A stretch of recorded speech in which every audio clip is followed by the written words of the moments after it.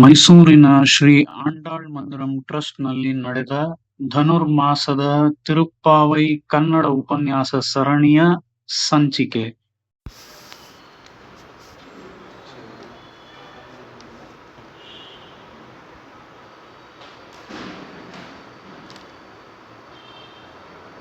श्रीविष्णुचित्तकुलनन्दनकल्पवल्ली श्रीरङ्गराजहरिचन्दनयोगदृश्यां साक्षात् क्षमां करुणया कमलामिवान्यां गोदामनन्यशरणशरणं प्रपद्ये। यो नित्यमच्युतपदाम्बुजयुग्मरुक्म व्यामोहकस्तदितराणि तृणाय मेने अस्मद्गुरोर्भगवतोऽस्य दयैकसिन्धोः रामानुजस्य चरणं शरणं प्रपद्ये। श्रीमान् वेङ्कटनाथार्यः कवितार्किककेसरी वेदान्ताचार्यवर्यो मे सन्निधत्तां सदा हृदि। प्रपद्येरवद्यानां निषद्यां गुणसम्पदां शरणं भवभीतानां शठकोपमुनीश्वरम्। श्रीमद्रङ्गशठारिसंयमिवरालब्धागमान्तद्वयं श्रीमद्वीररघुद्वहाद्यषठजित्पादारविन्दाश्रयं श्रीमद्वेदमतं सदेशिकयतेः कारुण्यवीक्षास्पदं सेवे रङ्गरुरीणशासनवशं नारायणं योगिनं वेदान्तदेशिकयतीन्द्रकटाक्षलब्ध त्रय्यन्तसारमनवद्यगुणं बुधाग्र्यं नारायणाद्येति गुह्यकृपाभिषिक्तं श्रीरङ्गनाथयतिशेखरमाश्रयामः। श्रीकृष्णमार्यं करुणालयन्तं वेदान्तयुग्मं समतीतवन्तं वत्साभिजातं विदुषां वरेण्यं श्रीभाष्यसिंहं प्रणमामि नित्यम्। वात्स्य श्रीकृष्णसूरीन्द्र पदपङ्कजषट्पदम् अनन्तपद्मनाभार्यं भारद्वाजमहं भजे। अस्मद्गुरुभ्यो नमः। नीलातुङ्गस्तनगिरितटी सुप्तमुद्बोध्य कृष्णं पारार्थ्यं स्वं श्रुतिशतशिरस्निग्धमध्यापयन्ती स्वोच्छिष्टायां स्रजिनिगलितं या बलात्कृत्य भुङ्क्ते गोदा तस्यै नमैकमिदं भूय एवास्तु भूयः। अन्नवयல் புதுவை ஆண்டாள் அரங்கற்கு பன்ன திருப்பாவை பல்பதியம் இன்னிசையால் பாடிக் கொடுத்தாள் நற்பாமாலை பூமாலை சூடிக் கொடுத்தாளை சொல்லு சூடிக் கொடுத்த சுடர் கொடியே தொல்பாவை பாடி அருளவல்ல பண்பளையாய் நாடி நீர் வேங்கடவர்க்கென்னை விரியன்ற இம்மாற்றம் நான் கடவா வண்ணமே நல்கு. எல்லை இளங்கிளியே இன்னம் உறங்குதியோ சில் என்று அழையேன் நங்கை நீர் போதருகின்றேன் வல்லையும் கட்டுரைகள் பண்டே உன் வாயறியும் வல்லீர்கள் நீங்களே நானேதான் ஆயிடுக. ஒல்லை நீ போதாய் உனக்கென்ன வேறுடையை எல்லாரும் போந்தாரோ போந்தார் போந்தெண்ணிக்கொள் வல்லானை கொன்றானை மாற்றாய் மாற்றடிக்க வல்லானை மாயனை ಪಾಡೆಯೋ ಇವತ್ತಿನ ಉಪನ್ಯಾಸದ ಪಾಶುರ புள்ளின்வாய் கீண்டானை பொல்லா அரக்கனை கிள்ளிக் களைந்தானை கீர்த்திமை பாடிப்போய் பிள்ளைகள் எல்லாரும் பாவை களம் புக்கார் வெள்ளி எழுந்து வியாழம் உறங்கிற்று புள்ளும் சிலம்பினகான் போதல் கண்டினாய் குள்ளக் குளிர குடைந்து நீராடாதே பள்ளிக்கிடத்தியோ பாவாயி நன்னாடால் கள்ளம் தவிர்ந்து கலந்தேலோர் ಎಂಪಾವಾಯ್. ಸರ್ವರಿಗೂ ನನ್ನ ಪ್ರಣಾಮಗಳು. ಇಲ್ಲಿಯವರೆಗೂ ನಾವು ಉಪನ್ಯಾಸದಲ್ಲಿ ಈ ತಿರುಪ್ಪಾವೈನ 12 ಪಾಶುರಗಳನ್ನು ನೋಡಿದ್ದೀವಿ. ಇವತ್ತು ನಾವು ನೋಡ್ತಾ ಇರುವಂಥ ಪಾಶುರ 13ನೇ ಪಾಶುರ. ಈ 13ನೇ ಪಾಶುರವಾದದ್ದು ಸಖಿಯರನ್ನು ಎಬ್ಬಿಸುವಂತಹ ಪಾಶುರಗಳಲ್ಲಿ ಅದರ ಪೈಕಿ 8ನೇ ಪಾಶುರ. ಆ ರೀತಿಯಲ್ಲಿ ನಾವೀಗ ಒಬ್ಬೊಬ್ಬ ಸಖಿಯನ್ನು ಕೂಡ ಎಬ್ಬಿಸ್ಕೊಂಡು ಬಂದಲ್ವ ಗೋದಾದೇವಿ. ಒಬ್ಬೊಬ್ಬ ಸಖಿಗೆ ಒಂದೊಂದು ವಿಶೇಷವಾದ ಗುಣ. ಅದೇ ರೀತಿ ಈ ಸಖಿಗೂ ಸಹ 8ನೇ ಸಖಿ ಅಲ್ವಾ, ಈ 8ನೇ ಸಖಿಗೂ ಕೂಡ ಒಂದು ವಿಶೇಷವಾದ ಗುಣವನ್ನು ತೋರಿಸಲಾಗಿದೆ. ಆ ರೀತಿಯಲ್ಲಿ ನಾವು ಇಲ್ಲಿಯವರೆಗೂ ನೋಡಿದಂತಹ ಪಾಶುರಗಳು 12 ಪಾಶುರಗಳು. ಆ 12ನೇ ಪಾಶುರದಲ್ಲಿ ನಾವು ಸಂಕ್ಷಿಪ್ತವಾಗಿ ನಿನ್ನೆಯ ಉಪನ್ಯಾಸದಲ್ಲಿ ಏನೇನು ನೋಡಿದ್ವಿ ಅಂತ ನೋಡೋದಾದರೆ, ಕನೈತಿಳಂ ಕಟ್ರೆರುಮೈ ಕಂಡ್ರು ಕಿರಂಗಿ ಅನ್ನುವಂತಹ ಈ ಪಾಶುರದಲ್ಲಿ ನಾವು ನಿನ್ನೆ ನೋಡಿದಂತಹ ವಿಷಯಗಳು ಯಾವ ರೀತಿ ಸಮೃದ್ಧವಾಗಿತ್ತು ಸಂಪೂರ್ಣ ಗೋಕುಲ ಅನ್ನೋದನ್ನ ನೋಡಿದ್ವಿ. ಅಲ್ಲಿ ಸಮೃದ್ಧಿಯ ಸೂಚನೆಗಳನ್ನು ಗೋದಾದೇವಿ ತೋರಿಸಿದ್ಲು. ಎಲ್ಲಿ? 3ನೇ ಪಾಶುರದಲ್ಲೇ ತೋರಿಸಿದ್ಲು. 3ನೇ ಪಾಶುರದಲ್ಲೇ ಎಲ್ಲೆಲ್ಲೂ ಹಸುಗಳು, ಆ ಹಸುಗಳು ದಷ್ಟಪುಷ್ಟವಾಗಿರಬೇಕು, ಮತ್ತೆ ಅವುಗಳ ಕೆಚ್ಚಲಿನಲ್ಲಿ ಹಾಲು ಸ್ರವಿಕೆಯಾಗಿ ನೇನು ಹೋಗಿ ಆ ಕೆಚ್ಚಲನ್ನು ಮುಟ್ಟಿದ್ರೇನೆ ಆ ಹಾಲು ಸೋರ್ಬಿಡಬೇಕು. ಆ ರೀತಿಯಾಗಿ ಇರುವಂತಹ ಹಸುಗಳೇ ಸಮೃದ್ಧಿಯ ಸೂಚನೆ ಅಂತ ಹೇಳಿ ಗೋದಾದೇವಿ ಆ 3ನೇ ಪಾಶುರದಲ್ಲೇ ತೋರಿಸಿದ್ಲು. ಆ ರೀತಿಯಲ್ಲಿ ಈ ಸಮೃದ್ಧಿಯ ಸೂಚನೆಯ ಪ್ರಕಾರ ನೆನ್ನೆಯ 12ನೇ ಪಾಶುರದಲ್ಲೂ ಗೋದಾದೇವಿ ಈ ಹಸುಗಳ ಬಗ್ಗೆನೇ ಹೇಳ್ತಾ ಇದ್ದಾಳೆ. ಹಸುಗಳು ಅನ್ನೋದಕ್ಕಿಂತ ಇಲ್ಲಿ ಎಮ್ಮೆಗಳ ಬಗ್ಗೆ ಹೇಳ್ತಾ ಇದ್ದಾಳೆ. ಕನೈತಿಳಂ ಕಟ್ರೆರುಮೈ ಕಂಡ್ರು ಕಿರಂಗಿ ಅಂತ ಅಂದರೆ ಈ ಎಮ್ಮೆಗಳು ಮಾಡುವಂತಹ ಶಬ್ದ. ಈಗ ಅಶ್ವಗಳು ಮಾಡುವಂತಹ ಶಬ್ದಕ್ಕೆ ನಾವು ಕೆನೆಯುವ ಶಬ್ದ ಅಂತ ಕರಿತೀವಲ್ವಾ, ನಾಯಿಂಗ್ ಸೌಂಡ್. ಆ ಸೌಂಡನ್ನು ಈ ಎಮ್ಮೆಗಳು ಕೂಡ ಮಾಡುತ್ತವಂತೆ. ಕನೈತಿಳಂ ಕಟ್ರೆರುಮೈ ಕಂಡ್ರು ಕಿರಂಗಿ ಅಂತ ಅಂದರೆ ಆ ರೀತಿಯಾಗಿ ಶಬ್ದಗಳನ್ನು ಮಾಡಿಕೊಂಡು ಈ ಎಮ್ಮೆಗಳು ಹೋಗುತ್ತವೆ. ಮತ್ತು ಈ ಎಮ್ಮೆಗಳು ಹೇಗಿವೆ ನೋಡೋದಕ್ಕೆ ಅಂತ ಅಂದರೆ, ಈಗಾಗಲೇ ನಾನು ನಿಮ್ಗೆ ಹೇಳಿದ ಹಾಗೆ ಇವತ್ತಿನ ಎಮ್ಮೆಗಳು ಹಸುಗಳು ಥರ ಅದಕ್ಕೆ ಏನು ಸಿಗುತ್ತೋ ದಾರಿಲಿ ಅದನ್ನೆಲ್ಲ ತಿನ್ನೋವಂಥದ್ದಲ್ಲ ಈ ಎಮ್ಮೆಗಳು. ಅದಕ್ಕೆ ಯಾವುದೋ ಒಂದು ಕಸ ಸಿಗುತ್ತೆ, ಯಾವುದೋ ಒಂದು ಪ್ಲಾಸ್ಟಿಕ್ ಸಿಗುತ್ತೆ, ಸ್ಟ್ರಾ ಸಿಗುತ್ತೆ, ಅದೆಲ್ಲ ಸಿದ್ದೆ ಒಳ್ಳೆ ಹುಲ್ಲನ್ನು, ಒಳ್ಳೆ ಹುಲ್ಲು ಅಂದರೆ ಯಾವುದು ಅದನ್ನೂ ಕೂಡ ಗೋದಾದೇವಿ 8ನೇ ಪಾಶುರದಲ್ಲಿ ತೋರಿಸಿದ್ದಾಳೆ. ಕಿಳ್ವಾನಂ ವೆಳ್ಳೆಂಡ್ರು ಎರುಮೈ ಶಿರುವೀಡು ಅಂದರೆ ಏನು? ಆ ಪಾಶುರದಲ್ಲಿ ಡಾನ್ ಟೈಮ್, ಈಗ ಇನ್ನೂ ಸೂರ್ಯ ಹುಟ್ಟಿಲ್ಲ, ಸೂರ್ಯ ಇನ್ನೇನು ಹುಟ್ಟಬೇಕು, ಸೂರ್ಯೋದಯ ಆಗಬೇಕು, ಅದಕ್ಕೆ ಒಂದು 10-15 ನಿಮಿಷಗಳ ಮುಂಚೆ ನಾವು ನೋಡಿದ್ರೆ ಆ ಆಕಾಶದ ಕೊನೆ ನಮಗೆ ಕಾಣ್ತು ಅಂತ ಅಂದರೆ, ಇವತ್ತು ಸಿಟಿಲಿ ಕಾಣಲ್ಲ, ಆದರೆ ಆ ಆಕಾಶದ ಕೊನೆ ನಮಗೆ ಎಲ್ಲಿ ಕಣ್ಣಿಗೆ ಕಾಣುತ್ತೋ ಅಂತಹ ಸಮಯದಲ್ಲಿ 10-15 ನಿಮಿಷ ಸೂರ್ಯೋದಯಕ್ಕೆ ಮುಂಚೆ ಆ ಬಾಟಮ್ ಆಫ್ ದ ಸ್ಕೈ ನಾವೇನು ನೋಡ್ತೀವಿ ಅಲ್ಲಿ ಬೆಳ್ಳಕ್ಕಿರುತ್ತಂತೆ. ಅದನ್ನೇ ಕಿಳ್ವಾನಂ ವೆಳ್ಳೆಂಡ್ರು ಅಂತ ತೋರಿಸ್ತಾ ಇದ್ದಾಳೆ. ಈ ಡಾನ್ ಟೈಮ್ನಲ್ಲಿ ಈ ಎಮ್ಮೆಗಳೆಲ್ಲ ಹೋಗಿ ಹುಲ್ಲನ್ನು ಮೇಯುತ್ತವಂತೆ. ಅಂದರೆ ಏನು? ಈ ಒಂದು ಸಮಯದಲ್ಲಿ ಆ ಹುಲ್ಲಿನ ಮೇಲೆ ನಮ್ಮ ಈ ಪ್ರಕೃತಿಯಲ್ಲಿರುವಂತಹ ಒಂದು ತೇವಾಂಶ ಅದು ಇಬ್ಬನಿಯಾಗಿ ಬಂದು ಆ ಹುಲ್ಲಿನ ಮೇಲೆ ಕೂತ್ಕೊಳ್ಳುತ್ತೆ. ಆಗಲೇ ಆ ಹುಲ್ಲನ್ನ ಮೇಯೋದು ಈ ಎಮ್ಮೆಗಳು. ಇಲ್ಲದೆ ಹೋದರೆ ಹುಲ್ಲನ್ನು ಮೇಯೋದಿಲ್ಲ, ಆ ಸಮಯದಲ್ಲೇ ಹುಲ್ಲನ್ನು ಮೇಯೋದು ಅಂತ ಹೇಳಿ ಈ ರೀತಿಯಾಗಿ ಎಮ್ಮೆಗಳು ಮೇಯುವಂತಹ ಸಮಯವನ್ನು, ಎಮ್ಮೆಗಳು ಯಾವ ಹುಲ್ಲನ್ನು ಮೇಯುತ್ತೆ ಅನ್ನೋದನ್ನು ತೋರಿಸಿ ಇಂತಹ ಹುಲ್ಲನ್ನು ಆ ಎಮ್ಮೆಗಳು ತಿಂದು ದಷ್ಟಪುಷ್ಟವಾಗಿವೆ ಅಂತ ಹೇಳಿ ಈ ಎಮ್ಮೆಗಳ ವರ್ಣನೆಯನ್ನು ಮಾಡುವುದು. ಅದರ ಜೊತೆಗೆ ನಾವಿಲ್ಲಿ ನೋಡಿದಂಥದ್ದು ಕಂಡ್ರು ಕಿರಂಗಿ ಅಂತ ಅಂದರೆ ಎಮ್ಮೆಗಳು ತಮ್ಮ ಮರಿಗಳನ್ನು, ಕರುಗಳನ್ನು ಮನಸ್ಸಿನಲ್ಲೇ ನೆನೆಸ್ಕೊಂಡು ಹಾಗೆ ಹಾಲನ್ನು ಸೋರೋದಕ್ಕೆ ಬಿಡುತ್ತಂತೆ ಕೆಳಗೆ.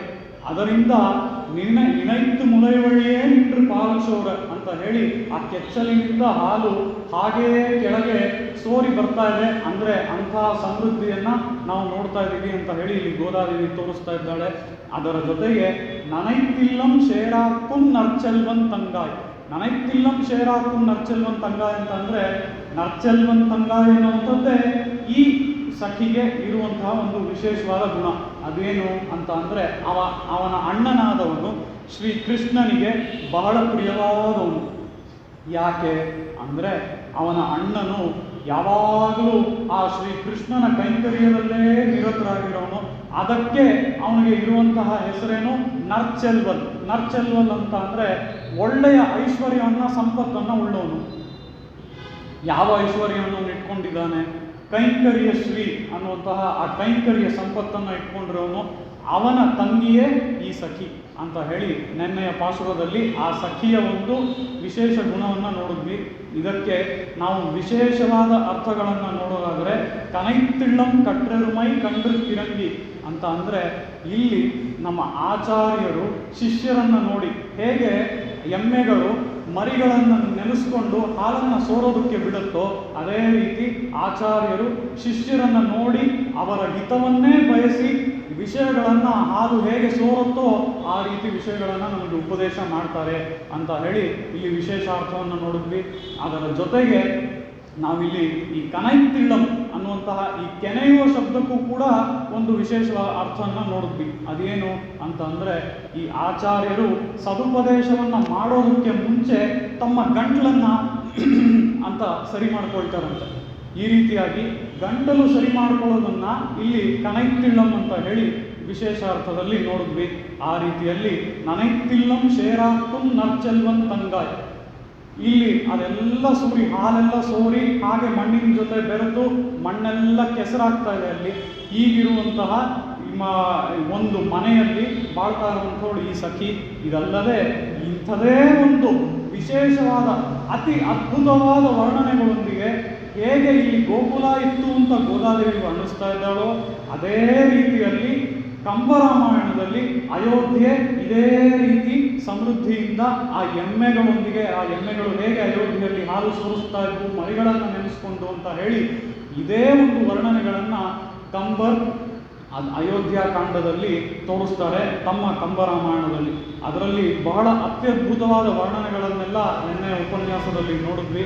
ಅದೇ ರೀತಿ ಪನಿತ್ತಲೈ ಬೀಳ ನಿಮ್ಮ ವಾಶರ್ ಕಡೆಪಟ್ರಿ ಅಂತ ಹೇಳಿ ಮೇಲಿನಿಂದ ಬೀಳುತ್ತಿರುವಂತಹ ಮಂಜು, ಇಂಥ ಮಂಜು ಬೀಳ್ತಾ ಇದೆ, ಹೀಗೆಲ್ಲ ವೆದರ್ ಇದೆ, ಆದರೂ ಕೂಡ ನಾನು ನಿನ್ನ ಮನೆಯ ಮುಂದೆ ಬಂದು ನಿಂತಿದ್ದೀನಿ, ನೀನು ಕಂಡುಕೊಳ್ತಾನೆ ಇಲ್ವಲ್ಲ ನನ್ನ ಅಂತ ಹೇಳಿ ಗೋದಾದೇವಿ ಆ ಸಖಿಯನ್ನು ನೋಡಿ ಹೇಳ್ತಾಳೆ, ಶಿನತ್ತಿನಾಲ್ ತೆನ್ನಿಲಂಗೈ ಕೋಮಾನೈ ಚಟ್ರ.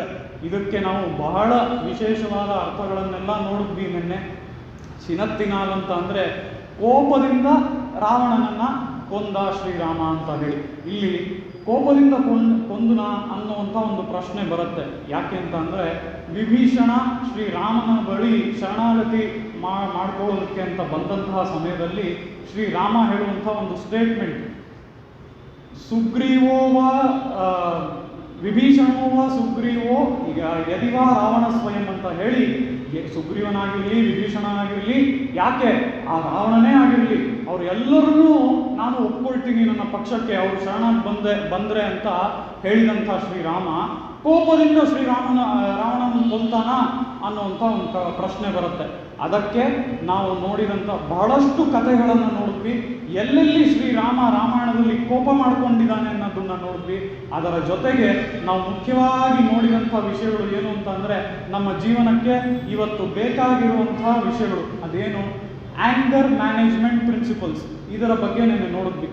ಅದೇನು ಅಂತ ಅಂದರೆ ಎಲ್ಲಿ ಯಾವಾಗ ಎಷ್ಟು ಪ್ರಮಾಣದಲ್ಲಿ ಯಾರ ಮೇಲೆ ಕೋಪ ಮಾಡ್ಕೋಬೇಕು, ಅದನ್ನು ಹೇಗೆ ತೋರಿಸ್ಬೇಕು, ಮತ್ತು ಆ ಕೋಪಕ್ಕೆ ಫುಲ್ ಸ್ಟಾಪನ್ನು ಎಲ್ಲಿಡಬೇಕು, ಈ ವಿಷಯಗಳನ್ನೆಲ್ಲ ಶ್ರೀರಾಮನ ಲೀಲೆಗಳಿಂದ ನೆನ್ನೆಯ ಉಪನ್ಯಾಸದಲ್ಲಿ ನೋಡಿದ್ವಿ.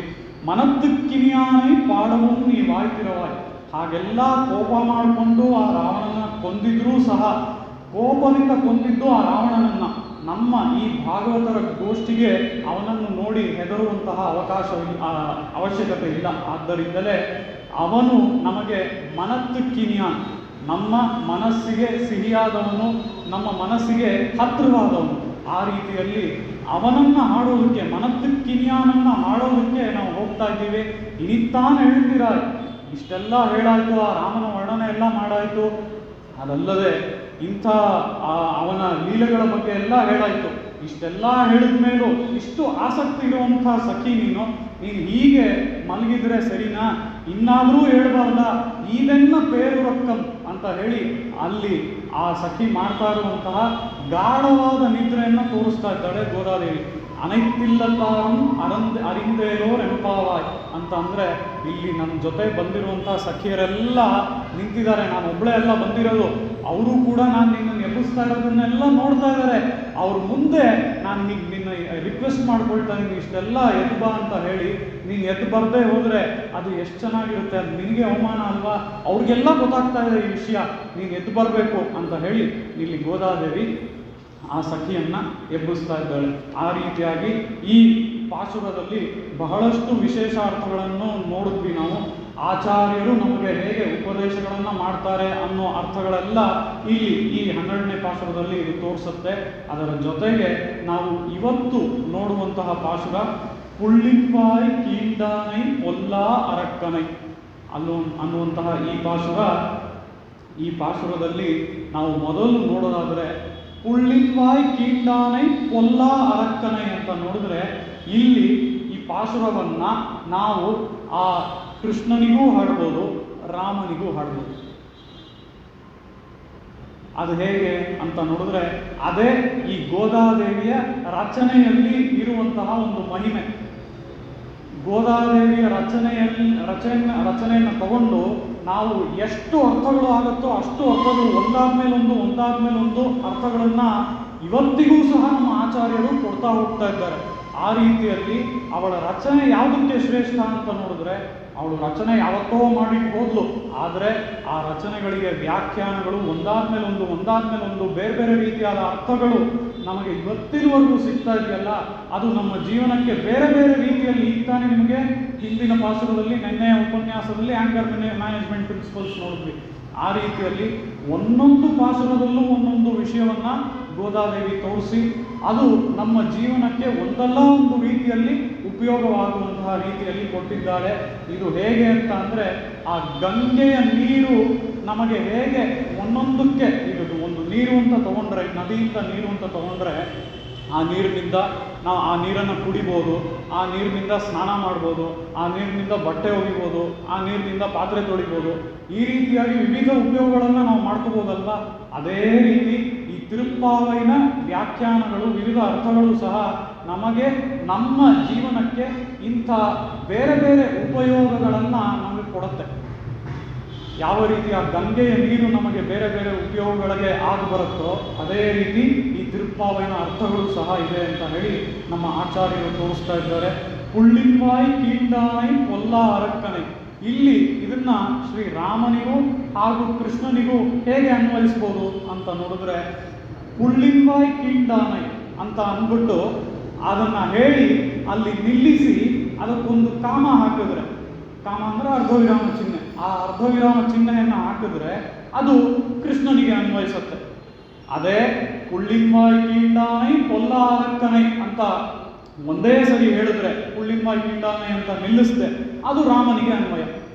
ಅದು ಹೇಗೆ ಅಂತ ನಾವು ನೋಡಿದ್ರೆ, ಪುಳ್ಳಿಂವಾಯ್ ಕೀಂಡಾನೈ ಅಂತ ಅಲ್ಲಿಗೆ ನಿಲ್ಲಿಸಿದ್ರೆ, ಒಂದು ಪುಳ್ಳು ಅಂದರೆ ಪಕ್ಷಿ ಅಲ್ವಾ, ಆ ಪಕ್ಷಿಯ ಬಾಯನ್ನ ಸೀಳಿದವನು ಯಾರು? ನಮ್ಮ ಶ್ರೀಕೃಷ್ಣ. ಯಾವ ಪಕ್ಷಿಯ ಬಾಯನ್ನು ಸೀಳ್ದ ಅಂತ ನೋಡಿದ್ರೆ, ಬಕಾಸುರ ಅನ್ನುವಂತಹ ಪಕ್ಷಿ, ಈ ಒಂದು ಪಕ್ಷಿ ರೂಪದಲ್ಲಿ ಆ ಅಸುರ ಬಂದಿದ್ದ. ಆ ಬಕಾಸುರನನ್ನು ಅವನು ಬಂದ ಕೂಡಲೇ ಅವನ ಬಾಯನ್ನು, ಈಗ ಹೇಗೆ ಆ ಅಶ್ವ ಕೇಶಿ ಅಸುರ ಬಂದು ಅವನ ಒಂದು ಸಂಹಾರವನ್ನು ನೋಡಿದ್ವಿ ಅಲ್ವಾ, ಒಂದು ಕೈ ಕೆಳಗೆ ಲೋಯರ್ ಜಾ, ಮತ್ತೊಂದು ಕೈ ಮೇಲೆ ಅಪ್ಪರ್ ಜಾ, ಇದೆರಡನ್ನೂ ಸಹ ಹೀಗೆ ಎಕ್ಸ್ಪ್ಯಾಂಡ್ ಮಾಡಿ ಬಾಯನ್ನು ಸೀಳಿ ಬಿಟ್ಬಿಟ್ಟ. ಅದೇ ರೀತಿಯಲ್ಲಿ ಇಲ್ಲಿ ಬಕಾಸುರನ ಸಂಹಾರವನ್ನು ಇಲ್ಲಿ ತೋರಿಸ್ತಾ ಇದ್ದಾರೆ.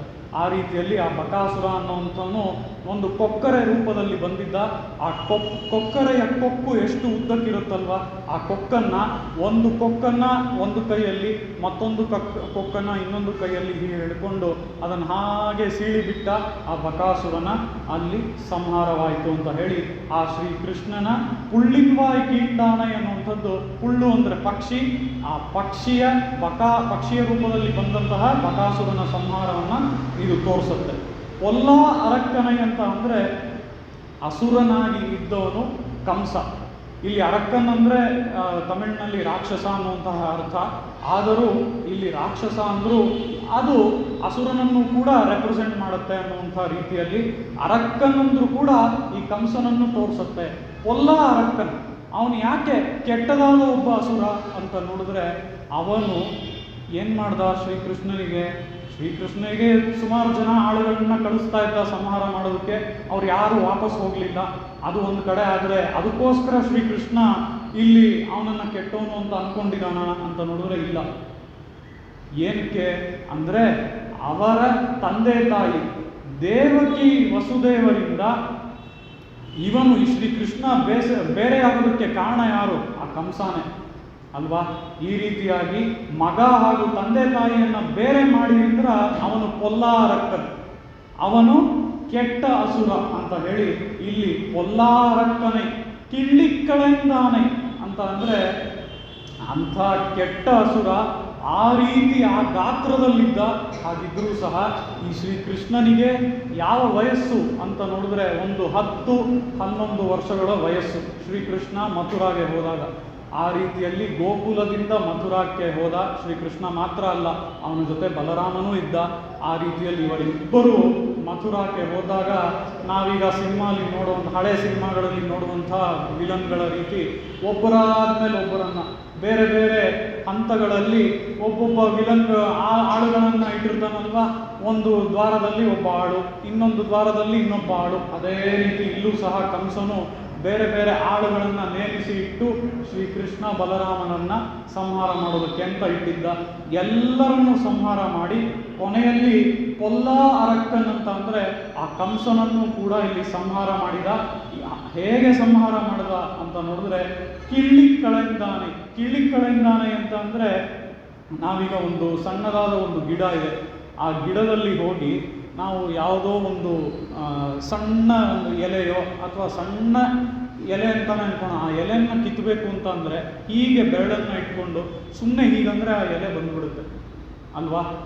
ಆ ರೀತಿಯಾಗಿ ಆ ಸಣ್ಣ ಎಲೆಯನ್ನು ನಾವು ಹಾಗೆ ಚಿವುಟಿದ್ರೆ ಅದು ಹೇಗೆ ಬಂದ್ಬಿಡುತ್ತೋ ಆ ರೀತಿಯಲ್ಲಿ ಅವನು ಸಣ್ಣದಾಗಿ ಚಿವುಟುವಷ್ಟು ಶ್ರಮವನ್ನೇ ಅವನು ಹಾಕಿದ್ದು ಶ್ರೀಕೃಷ್ಣ. ಅದರಿಂದಾನೇ ಕಂಸನ ಒಂದು ಸಂಹಾರವಾಗೋದು ಅಂತ ಹೇಳಿ ಪೊಲ್ಲ ಅರಕ್ಕನೇ ಕಿಳ್ಳಿಕ್ಕಳೆಂದಾನೆ ಅಂತ ಹೇಳಿ ಇಲ್ಲಿ ತೋರಿಸ್ತಾ ಇದ್ದಾರೆ. ಇದಕ್ಕೆ ನಾವು ವಿಶೇಷವಾದ ಅರ್ಥಗಳನ್ನು ನೋಡೋದಾದರೆ ಇದೇ ಕಂಸವಧವನ್ನು ಸ್ವಾಮಿ ದೇಶಿಕರು ಯಾದವಾಭ್ಯುದಯದಲ್ಲಿ ವರ್ಣನೆ ಮಾಡ್ತಾರೆ. ಯಾದವಾಭ್ಯುದಯದಲ್ಲಿ ಸ್ವಾಮಿ ದೇಶಿಕರು ಈ ಕಂಸನ ವಧೆಯನ್ನು ಹೇಗೆ ವರ್ಣನೆ ಮಾಡ್ತಾರೆ ಅಂತ ನೋಡಿದ್ರೆ ಇದು ಬಹಳ ಆಶ್ಚರ್ಯಕರವಾಗಿದೆ. ಈ ವರ್ಣನೆಗಳು ಇದು ಯಾವ ಆಧಾರದ ಮೇಲೆ ಇದೆ ಅಂತ ನೋಡಿದ್ರೆ ಭಾಗವತದಲ್ಲಿ, ಒರಿಜಿನಲಿ ಭಾಗವತ ಪುರಾಣದಲ್ಲಿ ಹೇಗೆ ವರ್ಣನೆ ಮಾಡ್ತಾರೋ ಆ ಕಂಸವಧವನ್ನು ಅದನ್ನು ಬೇಸಾಗಿ ಇಟ್ಕೊಂಡು ಸ್ವಾಮಿ ದೇಶಿಕರು ತಮ್ಮ ಯಾದವಾಭ್ಯುದಯ ಅನ್ನುವಂತಹ ಕಾವ್ಯದಲ್ಲಿ ಇದನ್ನು ತೋರಿಸ್ತಾರೆ. ಗರುತ್ಮಾನಿವ ಭೂಭಾಗ ಗಗನಾಭೋಗಮಾಯತಂ ಕಂಸ ಮಂಚಂ ಅಪದ್ವಾರ ಉದಪ್ಲವತ ಕೇಶವ ಅಂತ ಹೇಳಿ ಈ ಕಂಸ ಎಲ್ಲಿ ಕೂತಿದ್ದ ಅಂತ ಅಂದರೆ ಒಂದು ಎತ್ತರವಾದ ಒಂದು ಸ್ಟೇಜ್, ಒಂದು ವೇದಿಕೆ, ಅದರ ಮೇಲೆ ಒಂದು ದೊಡ್ಡ ಸಿಂಹಾಸನ, ಅದರ ಮೇಲೆ ಕಂಸ ಕೂತಿದ್ದ. ಈ ರೀತಿಯಾಗಿ ಆ ಕಂಸನ ಆಸ್ಥಾನದ ಒಳಗೆ ಆಗ ಇವರಿಬ್ಬರ ಎಂಟ್ರಿ ಆಗುತ್ತೆ. ಯಾರು? ಕೃಷ್ಣ ಬಲರಾಮರ ಎಂಟ್ರಿ ಆಗುತ್ತೆ. ಇದಕ್ಕೆ ಹಿಂದೆ ಅವರು ಸೋಲಿಸಿದ್ದು ಯಾರು? ಚಾಣೂರ ಮುಷ್ಟಿಕರನ್ನು ಅವರು ಸೋಲಿಸಿ ಬಂದಿದ್ದಾರೆ. ಅದಕ್ಕೆ ಮುಂಚೆ ಕುವಲಯಾಪೀಠ ಅನ್ನುವಂತಹ ಆನೆಯನ್ನು ಕೂಡ ಅವರು ಸಂಹಾರ ಮಾಡಿ ಬಂದಿದ್ದಾರೆ. ಹೀಗೆ ಒಂದೊಂದು ಹಂತದಲ್ಲೂ ಕೂಡ ಒಬ್ಬೊಬ್ಬರನ್ನು ಅವರು ಸಂಹಾರ ಮಾಡಿ ಈಗ ಫೈನಲಿ ಕಂಸನ್ ಮುಂದೆ ನಿಂತಿದ್ದಾರೆ. ಹೀಗೆ ಕಂಸನ್ ಮುಂದೆ ನಿಂತಿರುವಂಥ ಒಂದು ಸಮಯದಲ್ಲಿ ಅವನು ಎತ್ತರದ ಒಂದು ಸ್ಟೇಜ್ ಮೇಲಿದ್ದಾನೆ. ಅದಕ್ಕೆ ಮೇಲೆ ಸಿಂಹಾಸನ ಇದೆ. ಅದಕ್ಕೆ ಮೇಲೆ ಈ ಕಂಸ ಕೂತಿದ್ದಾನೆ. ಇಲ್ಲಿ ಕೃಷ್ಣ ಬಲರಾಮರು ಬರೋದನ್ನು ನೋಡಿ ಅವನು ಈ ಕೃಷ್ಣ ಬಲರಾಮರನ್ನು ಅಟ್ಯಾಕ್ ಮಾಡೋದಕ್ಕೆ ಅಂತ ಎದ್ದು ನಿಂತು ರೆಡಿ ಆಗ್ತಾನೆ. ಹೀಗೆ ಎದ್ದು ನಿಂತು ಅವರನ್ನು ಆಕ್ರಮಣ ಮಾಡೋದಕ್ಕೆ ರೆಡಿ ಆದಾಗ ಅಲ್ಲಿ ಏನಾಗುತ್ತೆ, ಶ್ರೀಕೃಷ್ಣ ಏನು ಮಾಡ್ತಾನೆ ಅಂತ ಅಂದರೆ ಗರುತ್ಮಾನಿವ ಭೂಭಾಗ ಅಂತಾರೆ. ಇಲ್ಲಿ ಆ ಗರುಡಾಳ್ವಾನ್ ಅಲ್ಲಿದಾರಲ್ವ, ಆ ಗರುಡಾಳ್ವಾರರ ರೀತಿ ಏನು ಮಾಡ್ದ? ಗರುಡಾಳ್ವಾರರು ಯಾವುದಕ್ಕೆ ಫೇಮಸ್ ಅಂತ ನೋಡಿದ್ರೆ ತಮ್ಮ ವೇಗಕ್ಕೆ ಫೇಮಸ್. ಅಲ್ವಾ. ಅದರ ಜೊತೆಗೆ ಆ ಗರುಡಾಳ್ವಾರನ ಒಂದು ಲೀಪ್, ಅಂದರೆ ಅವರು ಆ ಏರ್ನಲ್ಲಿ ಗಾಳಿಯಲ್ಲಿ ಹೋಗುವಂಥ ಒಂದು ಲೀಪನ್ನು ನಾವು ನೋಡಿದ್ರೆ ಎಷ್ಟು ದೂರಕ್ಕೆ ಎಗರುತ್ತಾರೆ ಅಂತ ನೋಡಿದ್ರೆ ಭೂಮಿಯಿಂದ ತುಂಬ ದೂರಕ್ಕೆ ಒಂದೇ ಸರಿ ಅವರು ಹಾರುವಂಥ ಒಂದು ಎಬಿಲಿಟಿ ಇದೆಯಂತೆ.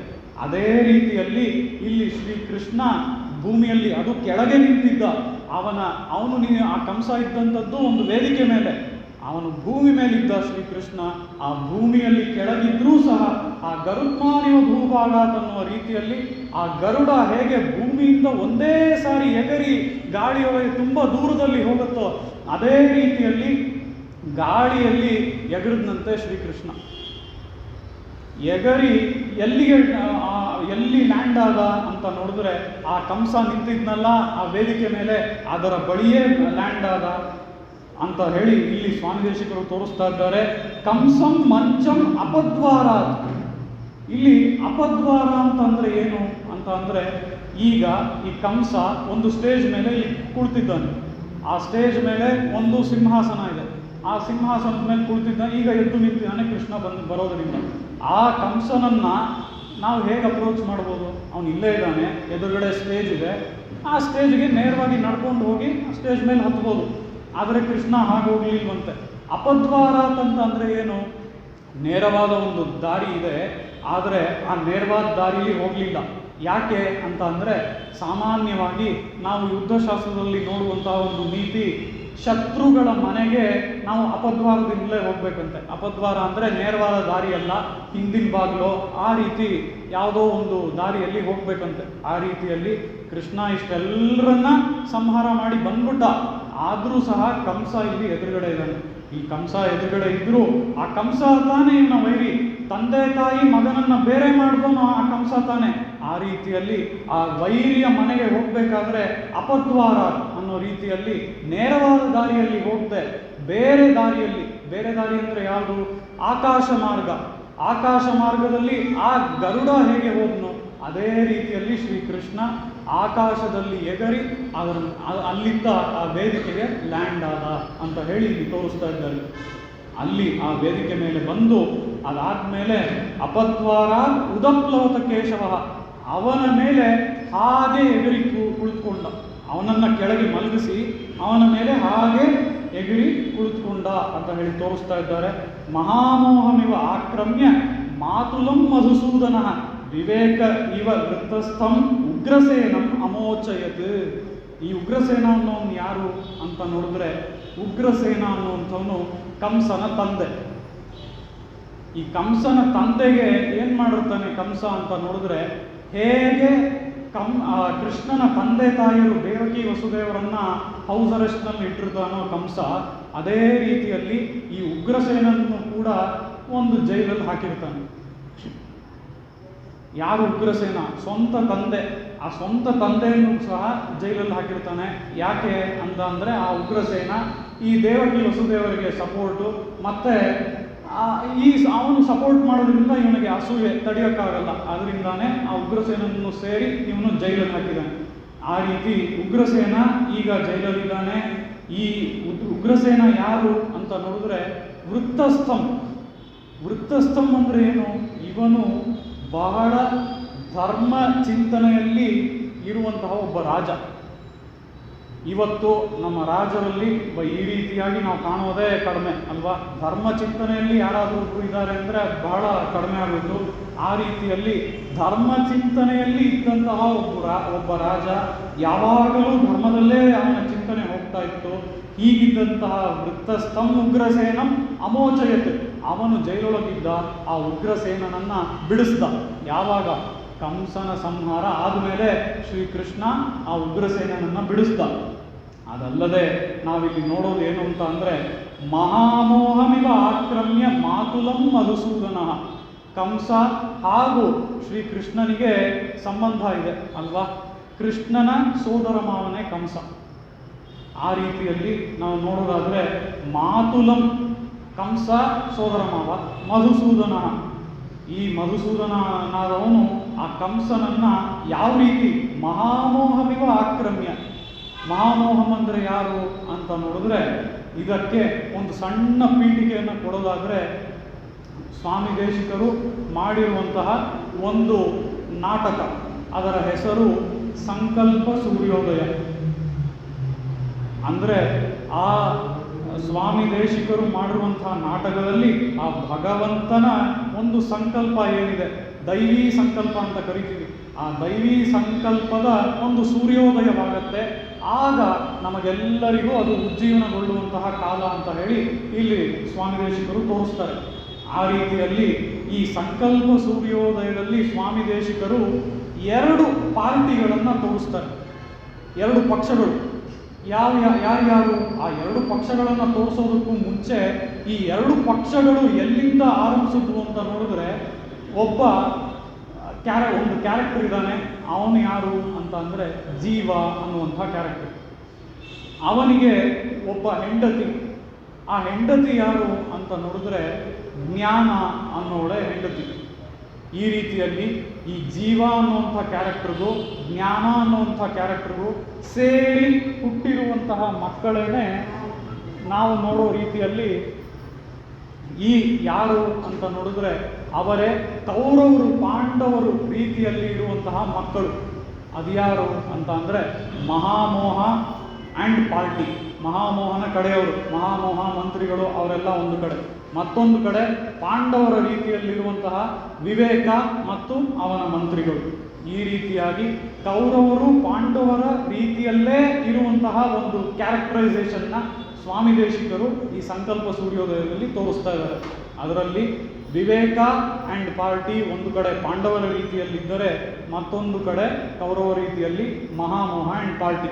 ಈ ರೀತಿಯಲ್ಲಿ ನಾವು ಎರಡೂ ಕಡೆ ಒಬ್ಬೊಬ್ಬರನ್ನ ಒಂದು ಪಾರ್ಟಿಯನ್ನು ನೋಡ್ಬೋದು. ಮತ್ತು ಇನ್ನೂ ಒಂದು ವಿಷಯವನ್ನು ನಾವಿಲ್ಲಿ ನೋಡೋದಾದರೆ, ಈ ಒಂದು ಮಹಾಭಾರತ ಯುದ್ಧದಲ್ಲಿ ಸೈನ್ಯಗಳು ಯಾವ್ಯಾವ ಕಡೆ ಇದ್ವು ಅಂತ ನೋಡಿದ್ರೆ ಪಾಂಡವ ಸೈನ್ಯ ಇತ್ತು, ಅದಲ್ಲದೆ ಕೌರವ ಸೈನ್ಯ ಇತ್ತು ಅಲ್ವಾ. ಪಾಂಡವ ಸೈನ್ಯದಲ್ಲಿ ಸಂಖ್ಯೆ ಜಾಸ್ತಿನಾ, ಕೌರವ ಸೈನ್ಯದಲ್ಲಿ ಸಂಖ್ಯೆ ಜಾಸ್ತಿನಾ ಅಂತ ನೋಡಿದ್ರೆ ಕೌರವ ಸೈನ್ಯದ ಸಂಖ್ಯೆಯೇ ಜಾಸ್ತಿ ಅಲ್ವಾ. ಯಾಕೆ? ಕೌರವ ಸೈನ್ಯದಲ್ಲಿ 11 ಅಕ್ಷೋಹಿಣಿ ಸೈನ್ಯ, ಪಾಂಡವ ಸೈನ್ಯದಲ್ಲಿ 7 ಅಕ್ಷೋಹಿಣಿ ಸೈನ್ಯ ಅಲ್ವಾ. ಆ ರೀತಿಯಲ್ಲಿ ಕೌರವ ಸೈನ್ಯದ ಒಂದು ಸಂಖ್ಯೆ ಜಾಸ್ತಿ, ಪಾಂಡವ ಸೈನ್ಯದ ಒಂದು ಸಂಖ್ಯೆ ಕಮ್ಮಿ. ಅದೇ ರೀತಿ ಇಲ್ಲೂ ಸಹ ವಿವೇಕ ಮಂತ್ರಿಗಳ ಒಂದು ಪಾಪ್ಯುಲೇಷನ್ ಸಂಖ್ಯೆ ಏನಿದೆ ಅದು ಕಡಿಮೆ. ಅದಲ್ಲದೆ ಇಲ್ಲಿ ಮಹಾಮೋಹ ಮತ್ತು ಅವನ ಮಂತ್ರಿಗಳು ಏನಿದ್ದಾರೆ ಅವರ ಒಂದು ಸಂಖ್ಯೆ ಜಾಸ್ತಿ.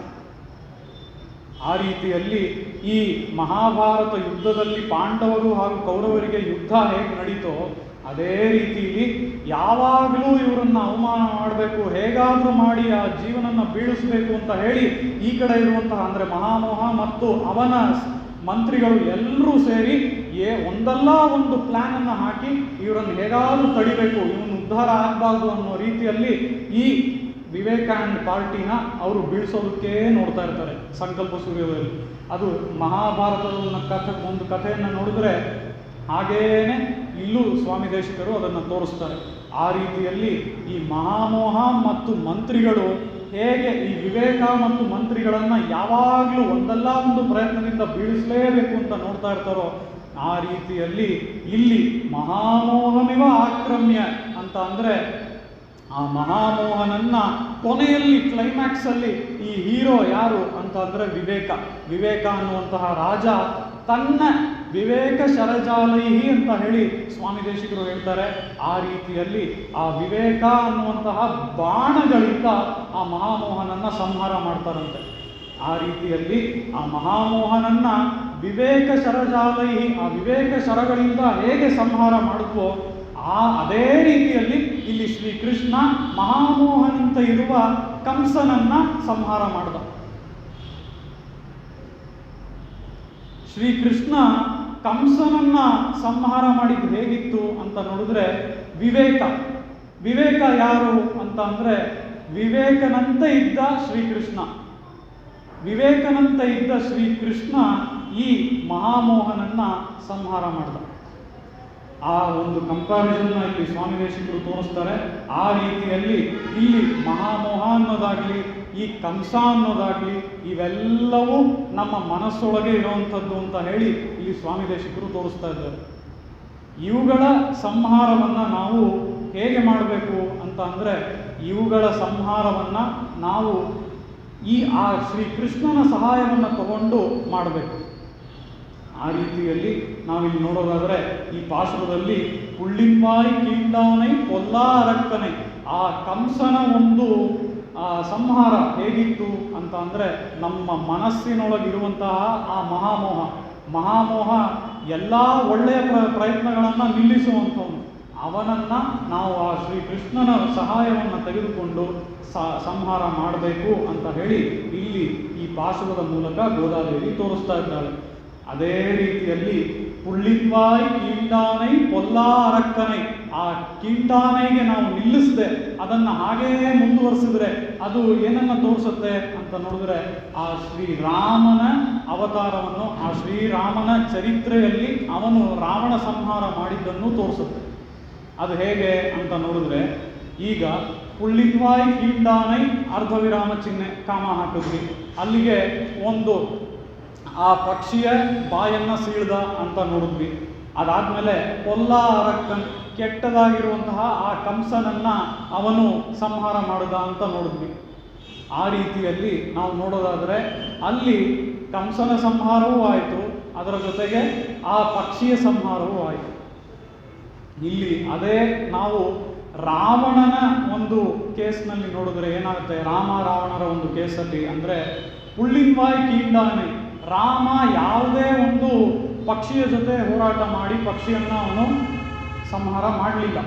ಮತ್ತು ಇದು ರಾಮನಿಗೆ ಹೇಗೆ ಅನ್ವಯಿಸುತ್ತೆ ಅಂತ ನೋಡಿದ್ರೆ, ರಾಮನಿಗೆ ಇಲ್ಲಿ ನಾವು ಪಾಸ್ ಕೊಡಬಾರ್ದು, ಕಾಮ ಕೊಡಬಾರ್ದು ಅನ್ನೋ ರೀತಿಯಲ್ಲಿ ಇಲ್ಲಿ ಪುಳ್ಳಿಂಬಾಯಿ ಕೀಂಡಾನೈ ಪೊಲ್ಲಾ ಅರಕ್ಕನೈ ಅಂತ ಅಂದರೆ, ಈ ಒಬ್ಬ ರಾಮ ಏನಿದ್ದಾನೆ, ರಾಮ ಯಾರು ಅಂತ ಅಂದರೆ ಪುಳ್ಳಿಂಬಾಯಿ ಕೀಂಡಾನೈ, ಜಟಾಯುವನ್ನು ಕೊಂದಂತಹ ರಾವಣನನ್ನ ಪೊಲ್ಲಾ ಅರಕ್ಕನ್, ಅವನೇ ಜಟಾಯುವನ್ನು ಕೊಂದಂತಹ ರಾವಣನನ್ನ ಆ ಪೊಲ್ಲಾ ಅರಕ್ಕನ್ ಅಂತ ಆ ಕೆಟ್ಟ ರಾಕ್ಷಸನನ್ನ ಸಂಹಾರ ಮಾಡಿದವನು ನಮ್ಮ ರಾಮ ಅಂತ ಹೇಳಿ ಇಲ್ಲಿ ಆ ಕಾಮನ ನಾವು ತೆಗೆದ್ರೆ ನಮಗೆ ರಾಮನಿಗೆ ಅದನ್ನು ನಾವು ಅನ್ವಯಿಸ್ಬೋದು.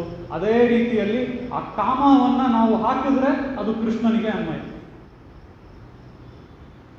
ಆ ರೀತಿಯಲ್ಲಿ ನಾವು ಇಲ್ಲಿ ಈ ಪಾಶುರದಲ್ಲಿ ಗೋದಾದೇವಿ ತೋರಿಸುತ್ತಿರುವಂತಹ ಅರ್ಥಗಳು ಯಾವುದು ಅಂತ ನೋಡಿದ್ರೆ ಅವೆಲ್ಲವೂ ಒಂದು ರಾಮನಿಗೆ ಅನ್ವಯ, ಮತ್ತೊಂದು ಕೃಷ್ಣನಿಗೆ ಅನ್ವಯ ಅಲ್ವಾ. ಇಲ್ಲಿ ಪುಳ್ಳಿಂಬಾಯಿ ಕೀಂಡಾನೈ ಕಾಮ ಹಾಕ್ಬಿಟ್ರೆ ಆ ಬಕಾಸುರನ ಸಂಹಾರ ಮಾಡಿದ್ದು ಕೃಷ್ಣ, ಅದಾದ ಮೇಲೆ ಕಂಸನ ಸಂಹಾರ ಮಾಡಿದ್ದು ಕೃಷ್ಣ ಅನ್ನೋದು ನಮಗೆ ತಿಳಿಯುತ್ತೆ.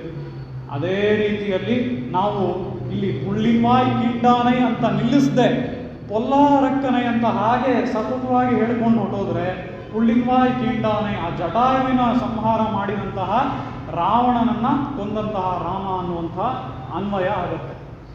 ಆ ರೀತಿಯಲ್ಲಿ ಇಲ್ಲಿ ನೋಡಿದ್ರೆ ಈ ಒಂದೇ ಒಂದು ಸಾಲಿನಲ್ಲಿ ಪುಳ್ಳಿಂಬಾಯಿ ಕೀಂಡಾನೈ ಪೊಲ್ಲಾ ಅರಕ್ಕನೈ ಅನ್ನುವಂತಹ ಒಂದೇ ಸಾಲಿನಲ್ಲಿ ಗೋದಾದೇವಿ ಇಷ್ಟೆಲ್ಲ ಅರ್ಥಗಳನ್ನು ನಮಗೆ ತೋರಿಸ್ತಾ ಇದ್ದಾಳೆ. ಇಲ್ಲಿ ಮತ್ತೊಂದು ವಿಶೇಷವಾದ ಒಂದು ಸಂಗತಿಯನ್ನು ನಮ್ಮ ಸ್ವಾಮಿ ದೇಶಿಕರು ತೋರಿಸ್ತಾರೆ. ಅದು ಯಾವುದು ಅಂತ ಅಂದರೆ, ಈ ರಾವಣನನ್ನು ಸಂಹಾರ ಮಾಡ್ತಾನೆ ಅಲ್ವಾ.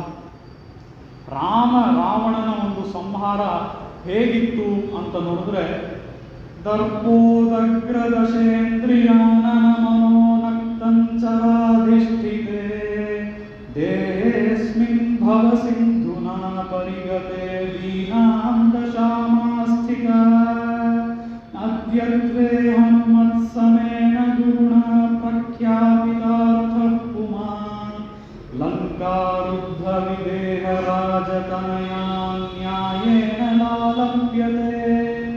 ಈ ಶ್ಲೋಕದ ಮೂಲಕ ಸ್ವಾಮಿ ದೇಶಿಕರು ಆ ರಾವಣನ ಸಂಹಾರವನ್ನು ಹೇಗೆ ಮಾಡ್ದ, ಇದು ಹೇಗೆ ಇತ್ತು, ಇದನ್ನು ನಾವು ಯಾವುದಕ್ಕೆ ಅನ್ವಯಿಸ್ಕೋಬೇಕು ಅನ್ನೋದನ್ನು ತೋರಿಸ್ತಾರೆ.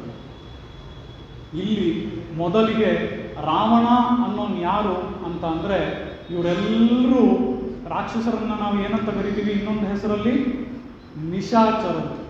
ನಿಶಾಚರರು ಅಂತ ಅಂದರೆ ಏನು, ರಾತ್ರಿಯಲ್ಲಿ ಓಡಾಡುವಂಥವ್ರು, ರಾತ್ರಿಯಲ್ಲಿ ಅವರಿಗೆ ಶಕ್ತಿ ಜಾಸ್ತಿ, ರಾತ್ರಿಯಲ್ಲಿ ಎಲ್ಲ ರೀತಿಯಾದ ಕೆಲಸ ಮಾಡುವಂಥವ್ರು.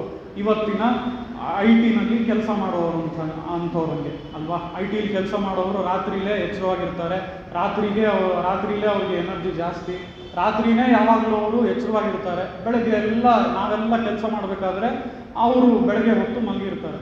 ಅದೇ ರೀತಿಯಲ್ಲಿ ರಾಕ್ಷಸರು ಸಹ ರಾತ್ರಿಯಲ್ಲೇ ಎಚ್ಚರವಾಗಿರೋರು, ರಾತ್ರಿಯಲ್ಲಿ ಅವರಿಗೆ ಶಕ್ತಿ ಜಾಸ್ತಿ, ಅವರಿಗೆ ನಿಶಾಚರರು ಅಂತ ಹೆಸರು. ಆ ರೀತಿಯಲ್ಲಿ ಈ ರಾವಣ ಒಬ್ಬ ನಿಶಾಚರ ಅಂತ ಅಂದರೆ, ಇವತ್ತು ನಮ್ಮ IT ಜನರನ್ನು ಬಿಟ್ಟರೆ ಒಂದು ಐಡಿಯಲ್ ಸಿಚುಯೇಷನ್ನ ನಾವು ತಗೊಂಡ್ರೆ, ಸಾಮಾನ್ಯವಾಗಿ ನಾವೆಲ್ಲರೂ ಬೆಳಗ್ಗೆ ಹೊತ್ತು ಎಚ್ಚರ ಇರ್ತೀವಿ, ರಾತ್ರಿ ಹೊತ್ತು ಮಲಗಿರ್ತೀವಿ ಅಥವಾ ಎಚ್ಚರ ಇರೋದಿಲ್ಲ. ಇಂಥ ಒಂದು ಸಂದರ್ಭದಲ್ಲಿ ನಾವು ನೋಡೋದಾದರೆ, ಸಾಮಾನ್ಯವಾಗಿ ಯಾರು ಯಾವಾಗಲೂ ಇರೋದಿಲ್ವೋ, ಯಾರು ಯಾವಾಗಲೂ ಇನ್ನೊಬ್ಬರನ್ನ ನೋಟಿಸ್ ಮಾಡಲ್ವೋ ಅಂಥ ಒಂದು ಸಮಯದಲ್ಲೇ ಈ ರಾಕ್ಷಸರು ಓಡಾಡುವಂಥದ್ದು ಅಲ್ವಾ. ಆ ರೀತಿಯಲ್ಲಿ ನಾವು ನೋಡೋದಾದರೆ, ಇಲ್ಲಿ ಈ ರಾವಣ ಆಗಲಿ ಅವನ ಬ್ರದರ್ಸ್ ಆಗಲಿ ಯಾರೇ ಆಗಲಿ, ಅವರ ಈ ರಾಕ್ಷಸರಿಗೆ ಶಕ್ತಿ ಯಾವಾಗ ಜಾಸ್ತಿ ಅಂತ ನೋಡಿದ್ರೆ ಆ ರಾತ್ರಿಯ ಸಮಯದಲ್ಲಿ. ಯಾರು ಯಾವಾಗಲೂ ನೋಡಲ್ವೋ, ಯಾರು ನಮ್ಮನ್ನು ನೋಟಿಸ್ ಮಾಡಬಾರ್ದು ಅನ್ನುವಂಥ ರೀತಿಯಲ್ಲಿ ಅವರು ರಾತ್ರಿನೇ ಓಡಾಡೋದು. ಅದಕ್ಕೆ ಅವರನ್ನು ನಾವು ನಿಶಾಚರರು ಅಂತ ಕರಿತೀವಿ. ಮತ್ತೆ ಬೇರೆ ಅವರಿಗೆ ಕಾಣಿಸ್ಕೊಳ್ದೇ ಇರುವಂಥ ರೀತಿಯಲ್ಲಿ ಕಳ್ಳತನದಿಂದ ಓಡಾಡ್ತಾರೆ ಅನ್ಬೋದಾ? ಕರೆಕ್ಟಾ? ಆ ರೀತಿಯಲ್ಲಿ ಇಲ್ಲಿ ರಾವಣನು ಕೂಡ ಅಂಥವನೇ. ಇದೇ ರೀತಿಯಲ್ಲಿ ನಮಗೆ ಕಳ್ಳತನದಿಂದ ಒಂದು ಕೆಲಸ ಮಾಡುವಂಥದ್ದು ನಮ್ಮಲ್ಲಿ ಯಾವುದು ಅಂತ ನೋಡಿದ್ರೆ ನಮ್ಮ ಮನಸ್ಸು. ಒಪ್ತೀರಾ? ನಮ್ಮ ಮನಸ್ಸು ಅದೇ ರೀತಿ ಕಳ್ಳತನದಿಂದ ಕೆಲಸ ಮಾಡುತ್ತೆ. ಅದಕ್ಕೆ ಉದಾಹರಣೆ ನಾನು ಕೊಡೋದಾದರೆ, ಈಗ ಯಾವುದೋ ಒಂದು ಕೆಲಸ ತಪ್ಪು ಅನ್ನೋದು ನಮ್ಗೆ ಗೊತ್ತು ಅಲ್ವಾ. ಆ ಕೆಲಸ ತಪ್ಪು ಅನ್ನೋದು ಗೊತ್ತು. ಈಗ ಉದಾಹರಣೆಗೆ ಕೆಂಪು ಬಣ್ಣ ಬಿದ್ದಿದೆ ಸಿಗ್ನಲಲ್ಲಿ, ಆವಾಗ ನಾವು ಹೋಗಬಾರ್ದು ಅನ್ನೋದು ನಮಗೆ ಗೊತ್ತು. ಆದರೂ ಯಾರು ನೋಡ್ತಾ ಇಲ್ವಾ, ಹೊರಟೋಗೋಣ, ನಮಗೆ ಟೈಮ್ ಆಗೋಯ್ತು, ಅರ್ಜೆಂಟ್ ಇದೆ ಅಂತ ನಾವು ಹೊರಟೋಗ್ತೀವಿ. ಕರೆಕ್ಟಾ? ಇಲ್ಲಿ ಏನು ನಾವು ಹಂಗೆ ಮಾಡ್ತೀವಿ ಅಂತ ಅಂದರೆ, ನಮಗೆ ಅದು ತಪ್ಪು ಅಂತ ಗೊತ್ತು, ಆದರೆ ಯಾರು ನೋಡ್ತಾ ಇಲ್ವಲ್ಲ, ಆಗ ನಾನು ತಪ್ಪಿಸ್ಕೊಂಡ್ಬಿಟ್ಟೆ, ಅದು ನಾನು ತಪ್ಪು ಮಾಡಿದ್ರು ಅದೊಂದು ರೀತಿ ಜಸ್ಟಿಫೈಡ್. ಯಾರು ನೋಡ್ತಾ ಇರೋದ್ರಿಂದ ನಾನು ಅದು ತಪ್ಪು ಮಾಡಿದ್ರು ಜಸ್ಟಿಫೈಡ್ ಅನ್ನೋ ರೀತಿಯಲ್ಲಿ ನಾವು ಆ ತಪ್ಪನ್ನು ಮಾಡ್ತೀವಿ.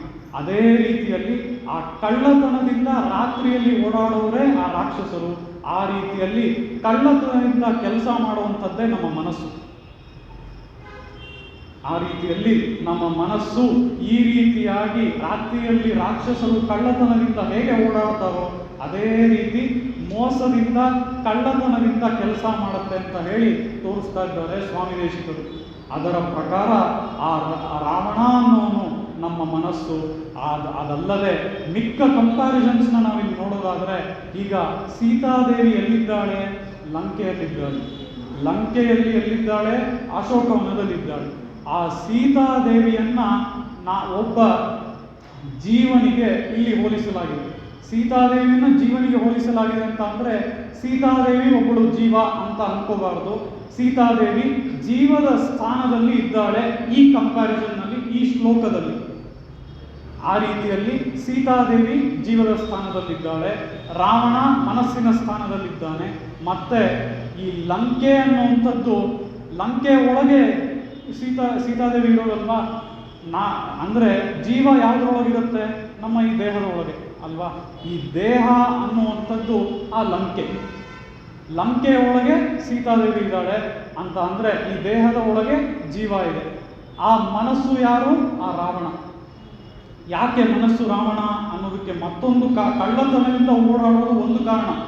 ಮತ್ತೊಂದು ಕಾರಣ ಏನು, ಮನಸ್ಸು ಯಾಕೆ ರಾವಣ ಅಂತ ನೋಡಿದ್ರೆ, ರಾವಣನಿಗೆ 10 ತಲೆಗಳು, ಅದೇ ರೀತಿ ಮನಸ್ಸಿಗೆ ಜ್ಞಾನೇಂದ್ರಿಯ 5, ಕರ್ಮೇಂದ್ರಿಯ 5, 10 ಇಂದ್ರಿಯಗಳು. ಕಳ್ಳತನದಿಂದ ಓಡಾಡೋದ್ರಿಂದ ಅದೇ ರಾವಣನ ಹಾಗೆಯೇ ಮನಸ್ಸು, ಮತ್ತು ಈ 10 ಇಂದ್ರಿಯಗಳನ್ನು ಈ ಮನಸ್ಸು ಇಟ್ಕೊಂಡಿರೋದ್ರಿಂದ ರಾವಣನ ತಲೆಗಳ ಹಾಗೆ. ಆದ್ದರಿಂದಲೇ ಮನಸ್ಸನ್ನು ಇಲ್ಲಿ ಹೋಲಿಕೆ ಮಾಡಲಾಗಿದೆ ಆ ರಾವಣನಿಗೆ. ಆ ರೀತಿಯಲ್ಲಿ ಈ ಲಂಕೆ ಅನ್ನುವಂತಹ ದೇಹದ ಒಳಗೆ ಸೀತೆ ಅನ್ನುವಂತಹ ಜೀವ ಇದ್ದಾಳೆ. ಈ ಜೀವ ಏನು ಮಾಡ್ತಾ ಇದ್ದಾಳೆ ಅಂತ ಅಂದರೆ, ಅವಳು ಒಂದು ಒಳ್ಳೆಯ ಪ್ರಯತ್ನದಲ್ಲಿದ್ದಾಳೆ. ಏನದು ಒಳ್ಳೆಯ ಪ್ರಯತ್ನ ಅಂತ ಅಂದರೆ, ಅವಳು ಶ್ರೀರಾಮನನ್ನು ಯಾವಾಗಲೂ ಅಲ್ಲಿ ಕೂತ್ಕೊಂಡು ಧ್ಯಾನ ಮಾಡ್ತಾ ಇದ್ದಾಳೆ. ಹೌದು ಅಲ್ವೋ? ಶ್ರೀರಾಮನ್ನೇ ನೆನೆಸ್ಕೊಳ್ತಾ ಇದ್ದಾಳಲ್ವ ಅವಳು ಅಶೋಕವನದಲ್ಲಿ ಕೂತ್ಕೊಂಡು. ಈ ರೀತಿಯಾಗಿ ಅವಳು ಒಳ್ಳೆಯ ಪ್ರಯತ್ನವನ್ನು ಮಾಡಬೇಕಾದ್ರೆ ಏನಾಗುತ್ತೆ, ನಮಗೆ ಬಹಳಷ್ಟು ಈ ಮಹಾಮೋಹನ್ ಅಂಡ್ ಪಾರ್ಟಿ ಅಂತ ನೋಡಿದ್ವಲ್ಲ ಸಂಕಲ್ಪ ಸೂರ್ಯೋದಯದಲ್ಲಿ, ಜೀವ ಒಳ್ಳೆಯ ಕೆಲಸ ಮಾಡೋದನ್ನ ಯಾವಾಗಲೂ ಅವರು ಬಿಡೋದೇ ಇಲ್ಲ. ಆ ರೀತಿಯಲ್ಲಿ ಅಲ್ಲಿ ಬಹಳಷ್ಟು ಮಹಾಮೋಹನ್ ಅಂಡ್ ಪಾರ್ಟಿ ಇದ್ರು. ಅವ್ರು ಯಾರು ಅಂತ ಅಂದರೆ ಈ ರಾವಣನ ಸೇವಕರು, ರಾವಣನ ಕಿಂಕರವರೆಲ್ಲ ಈ ಸೀತೆನ ಅವಳ ಧ್ಯಾನ ಕೆಡಬೇಕು, ಅವಳ ಧ್ಯಾನ ಶ್ರೀರಾಮನ ಮೇಲೆ ಯಾವಾಗಲೂ ಹೋಗಬಾರ್ದು, ಆ ರೀತಿ ಮಧ್ಯ ಬಂದು ಡಿಸ್ಟರ್ಬ್ ಮಾಡೋದು, ಅವಳನ್ನು ಹೆದರಿಸೋದು, ಇದನ್ನೆಲ್ಲ ಮಾಡ್ತಾ ಇದ್ರು ಆ ರಾಕ್ಷಸರು. ಆ ರೀತಿಯಲ್ಲಿ ನಾವು ನೋಡೋದಾದರೆ ಆ ಸೀತೆಯ ಒಂದು ಧ್ಯಾನ ಏನಿದೆ ರಾಮನ ಮೇಲೆ, ಅದು ಸತತವಾಗಿ ಇರಬಾರ್ದು, ಅದು ಹಾಳಾಗಬೇಕು ಅನ್ನೋ ರೀತಿಯಲ್ಲಿ ಈ ರಾಕ್ಷಸರೆಲ್ಲ ಯಾವಾಗಲೂ ಡಿಸ್ಟರ್ಬ್ ಮಾಡ್ತಾ ಇದ್ರು. ಅದನ್ನೇ ನಾವು ಈಗ ಸ್ವಲ್ಪ ಮುಂಚೆ ನೋಡಿದ್ದು, ಮಹಾಮೋಹನಂತೆ ಇದ್ದ ಕಂಸನನ್ನ ವಿವೇಕನಂತೆ ಆ ಕೃಷ್ಣ ಸಂಹಾರ ಮಾಡ್ದ ಅಂತ ಹೇಳಿ. ಆ ರೀತಿಯಲ್ಲಿ ನಮಗೆ ಈ ಮಹಾಮೋಹ ಅಂದರೆ ಡಿಸ್ಟ್ರಾಕ್ಷನ್ಸ್ ಬಹಳಷ್ಟು ಇವೆ. ಯಾವ ಡಿಸ್ಟ್ರಾಕ್ಷನ್ಸ್ ಅಂತ ನೋಡಿದ್ರೆ ಇಲ್ಲಿ ಸೀತೆಗೆ 2 ರೀತಿಯಾದ ಡಿಸ್ಟ್ರಾಕ್ಷನ್ಸ್ ಇದ್ವು. ಅದು ಯಾವುದು ಅಂತ ಅಂದರೆ, ಮೊದಲಿಗೆ ಈ ರಾಕ್ಷಸರು ಅವಳನ್ನು ತೊಂದರೆ ಕೊಡ್ತಾ ಇದ್ದಂಥದ್ದು, ಅವಳು ರಾಮ ಧ್ಯಾನಕ್ಕೆ ಡಿಸ್ಟ್ರಾಕ್ಷನ್. ಮತ್ತೊಂದು ಡಿಸ್ಟ್ರಾಕ್ಷನ್ ಯಾವುದು ಅಂತ ನಾವು ನೋಡಿದ್ರೆ, ಅಲ್ಲಿ ಆ ಅಶೋಕವನ ಹೇಗಿತ್ತು ಅಂತ ನೋಡಿದ್ರೆ ತುಂಬ ಚೆನ್ನಾಗಿ ಒಳ್ಳೆಯ ಮರಗಳು, ಅದರಲ್ಲಿ ಬಹಳ ಹಣ್ಣುಗಳು, ಈ ರೀತಿ ಸಮೃದ್ಧವಾಗಿತ್ತು ಆ ಅಶೋಕವನ. ರುಚಿ ರುಚಿಯಾದ ಜ್ಯೂಸಿ ಫ್ರೂಟ್ಸ್ ಎಲ್ಲ ಆ ಹಣ್ಣುಗಳೆಲ್ಲ ಇತ್ತು ಆ ಮರಗಳಲ್ಲಿ. ಹೀಗೆಲ್ಲ ಇದ್ರೂ ಸಹ, ಹೂವುಗಳು ಇದ್ರೂ ಸಹ ಈ ಸೌಂದರ್ಯಕ್ಕೆಲ್ಲ ಅವಳ ಜ್ಞಾನ ಹೋಗಬಾರ್ದು. ಅಂದರೆ ಒಂದು ಕಡೆ ದೇರ್ ಆರ್ ಫೇವರಬಲ್ ಥಿಂಗ್ಸ್, ಮತ್ತೊಂದು ಕಡೆ ಅವಳಿಗೆ ಅನುಕೂಲ ಅಲ್ಲದೆ ಇರುವಂತಹ ಕೆಲವೊಂದು ಪದಾರ್ಥಗಳಿವೆ. ಒಂದು ಕಡೆ ಅನುಕೂಲವಾಗಿರೋದು, ಒಂದು ಕಡೆ ಅನುಕೂಲ ಅಲ್ಲದೆ ಇರೋದು. ಇವೆರಡರ ಮಧ್ಯ ಅವಳ ಜ್ಞಾನ ಯಾವಾಗಲೂ ಆ ಶ್ರೀರಾಮನ ಮೇಲೆ ಇರಬೇಕು. ಆ ರೀತಿಯಲ್ಲಿ ನಮಗೆ ನಮ್ಮ ಜೀವನದಲ್ಲಿ ಬೇರೆ ಬೇರೆ ರೀತಿಯಾದ ಡಿಸ್ಟ್ರಾಕ್ಷನ್ಸ್ ಯಾವಾಗಲೂ ಬರ್ತಾನೆ ಇರುತ್ತೆ. ಆ ಡಿಸ್ಟ್ರಾಕ್ಷನ್ಸ್ನ ನಾವು ಗಮನ ಕೊಡದೆ ಹೇಗೆ ಆ ಶ್ರೀರಾಮನ ಒಂದು ಧ್ಯಾನವನ್ನು ಅಥವಾ ಆ ಶ್ರೀರಾಮನನ್ನೇ ನಾವು ನೆನೆಸ್ಕೊಂಡಿರೋದ್ರಿಂದ ಏನಾಗತ್ತೆ ಅಂತ ಅಂದರೆ, ಆ ಮನಸ್ಸು ಕಳ್ಳತನದಿಂದ ಓಡಾಡ್ತಾ ಇರುತ್ತಲ್ವ, ಆ ಮನಸ್ಸನ್ನು ಆ ಶ್ರೀರಾಮನಾದವನು ಹೇಗೆ ರಾವಣನ ಸಂಹಾರ ಮಾಡಿದ್ನೋ, ಕಂಸನ ಸಂಹಾರ ಹೇಗೆ ಶ್ರೀಕೃಷ್ಣ ಮಾಡಿದ್ನೋ, ಅದೇ ರೀತಿಯಲ್ಲಿ ಇಲ್ಲಿ ಶ್ರೀರಾಮ ಆ ರಾವಣನ ಸಂಹಾರ ಹೇಗೆ ಮಾಡಿದ್ನೋ, ನಮ್ಮ ಮನಸ್ಸನ್ನು ಕೂಡ ಅವನ ಕಂಟ್ರೋಲ್ಗೆ ತರ್ತಾನೆ. ಸೊ ಇಲ್ಲಿ ನಾವು ನೋಡುವಂಥ ವಿಷಯ ಏನು ಅಂತ ಅಂದರೆ, ನಮ್ಮ ಮನಸ್ಸು ಒಂದು ಕಂಟ್ರೋಲ್ಗೆ ಬರಬೇಕು ಅಂತ ಅಂದರೆ ಅದು ನಮ್ಮಿಂದ ಸಾಧ್ಯ ಇಲ್ಲ. ನಾನು ಮರದ ಕೆಳಗೆ ಹೋಗಿ ಕೂತ್ಕೊಂಡು ನಾನು ಧ್ಯಾನ ಮಾಡ್ತೀನಿ, ನಾನು ಇಷ್ಟು ನಾಮ ಧ್ಯಾನವನ್ನು ಮಾಡ್ತೀನಿ, ಒಂದು ಕಡೆ ಮರದ ಕೆಳಗೆ ಕೂತ್ಕೊಂಡು ನಾನು ಯಾರು ಇಲ್ಲದೆ ಇರೋವಂಥ ಕಾಡಿಗೆ ಹೋಗಿ ನಾನು ನಾಮ ಧ್ಯಾನ ಮಾಡ್ತೀನಿ. ಇದು ಯಾವುದರಿಂದಾನೂ ಅದು ಸಾಧ್ಯ ಇಲ್ಲ. ನನ್ನಿಂದಾನೇ ನಾನು ಕಂಟ್ರೋಲ್ ಮಾಡ್ಕೊಳ್ತೀನಿ ಅಂತ ನೋಡಿದ್ರೆ ಅದು ಸಾಧ್ಯ ಇಲ್ಲ. ಆ ಶ್ರೀರಾಮನ ಅಥವಾ ಆ ಶ್ರೀಕೃಷ್ಣನ ಮೊರೆ ಹೋದ್ರೇನೆ ಅವನ ಮೂಲಕವೇ ಈ ಮನಸ್ಸಿನ ಒಂದು ಕಂಟ್ರೋಲ್ ಸಾಧ್ಯ ಅಂತ ಹೇಳಿ, ಈ ಶ್ರೀರಾಮನ ಒಂದು ಶ್ರೀರಾಮ ರಾವಣನ ಸಂಹಾರ ಮಾಡೋದು, ಶ್ರೀಕೃಷ್ಣ ಕಂಸನ ಸಂಹಾರ ಮಾಡೋದ್ರಿಂದ ನಮಗೆ ತಿಳಿಯುತ್ತೆ. ಆ ರೀತಿಯಲ್ಲಿ ಉಳ್ಳಿನ್ವಾಯ್ಕಿಂದಾನೈ ಪೊಲ್ಲಾರಕ್ಕನೈ ಅನ್ನುವಂಥದ್ದು, ಆ ಕಂಸನಾಗಲಿ ಆ ರಾವಣನಾಗಲಿ ಅವೆಲ್ಲ ನಮ್ಮ ಒಳಗೆ ಇರುವಂಥದ್ದು ಅಂತ ಹೇಳಿ ಇಲ್ಲಿ ಗೋದಾದೇವಿ ತೋರಿಸ್ತಾ ಇದ್ದಾಳೆ. ಉಳ್ಳಿನ್ವಾಯ್ಕಿಂದಾನೈ ಪೊಲ್ಲಾರಕ್ಕನೈ ಕಿಳ್ಳಿಕ್ಕಳೆಯಿಂದಾನೈ. ನಾನು ನಿಮಗೆ ಮೊದಲೇ ಹೇಳಿದೆ, ಆ ಕಂಸನ ಸಂಹಾರ ಹೇಗೆ ನಡೀತು ಅಂತ ಅಂದರೆ, ಕಂಸ ಆಗಲಿ ರಾವಣ ಆಗಲಿ ಅವರಿಬ್ಬರ ಸಂಹಾರ ನಾವು ಒಂದು ಸಣ್ಣ ಗಿಡದಲ್ಲಿ ಹೋಗಿ ಒಂದು ಸಣ್ಣ ಎಲೆಯನ್ನು ಹೀಗೆ ಚಿವುಟಿ ತಗೊಳ್ಳೋ ಹಾಗೆ ಅವರಿಗೆ ಲೆಕ್ಕ. ಆ ರೀತಿಯಲ್ಲಿ ಶ್ರೀರಾಮ ರಾವಣನ ಒಂದು ಸಂಹಾರವನ್ನು ಮಾಡ್ದ.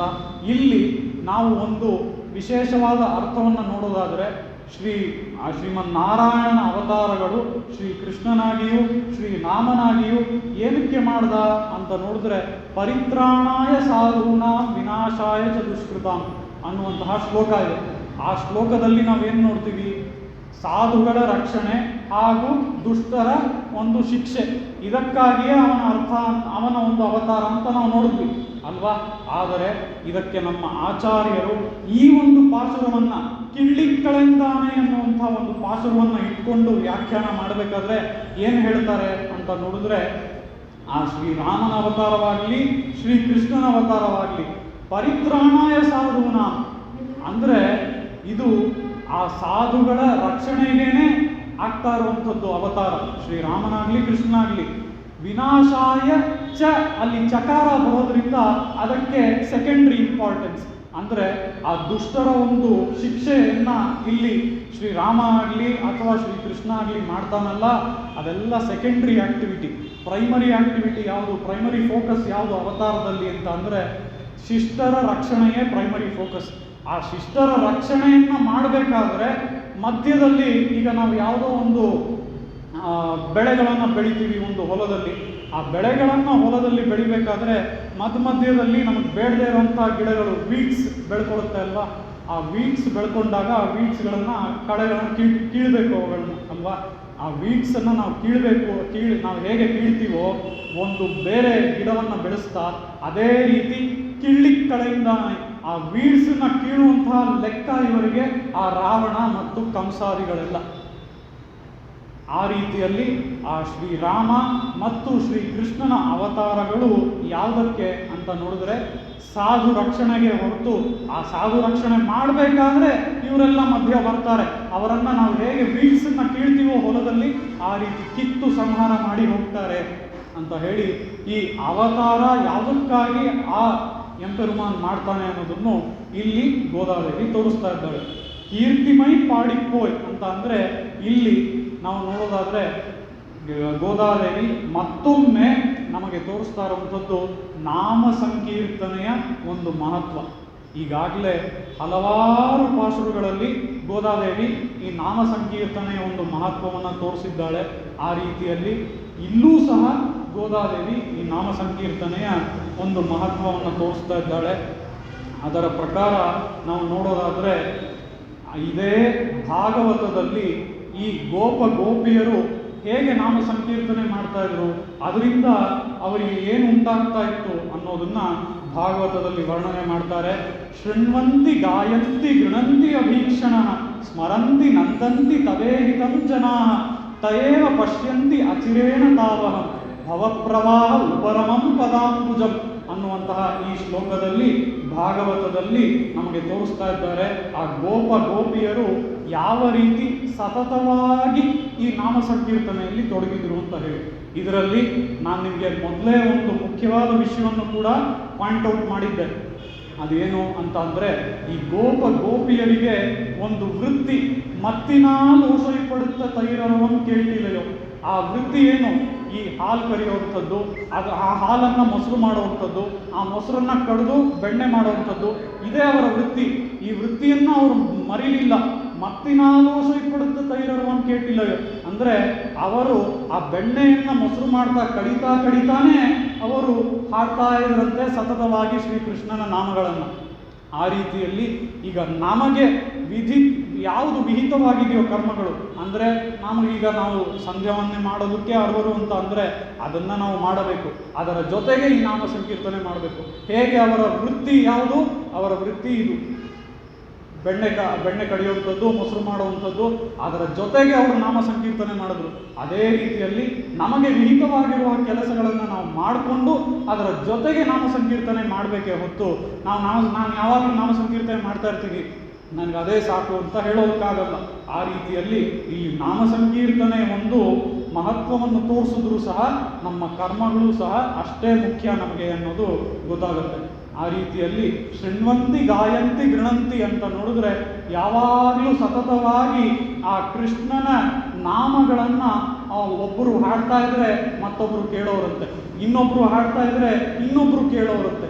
ಈ ರೀತಿಯಲ್ಲಿ ಅದನ್ನ ಅವರು ಒಬ್ಬರಾದ್ಮೇಲೆ ಒಬ್ರು ಟರ್ನ್ ಬೈ ಟರ್ನ್ ಸರದಿ ಪ್ರಕಾರ ಅವರು ಒಬ್ಬರಾದ್ಮೇಲೆ ಒಬ್ರು ಕಂಟಿನ್ಯೂಸ್ ಆಗಿ ಸತತವಾಗಿ ಹಾಡ್ತಾ ಇದ್ರಂತೆ.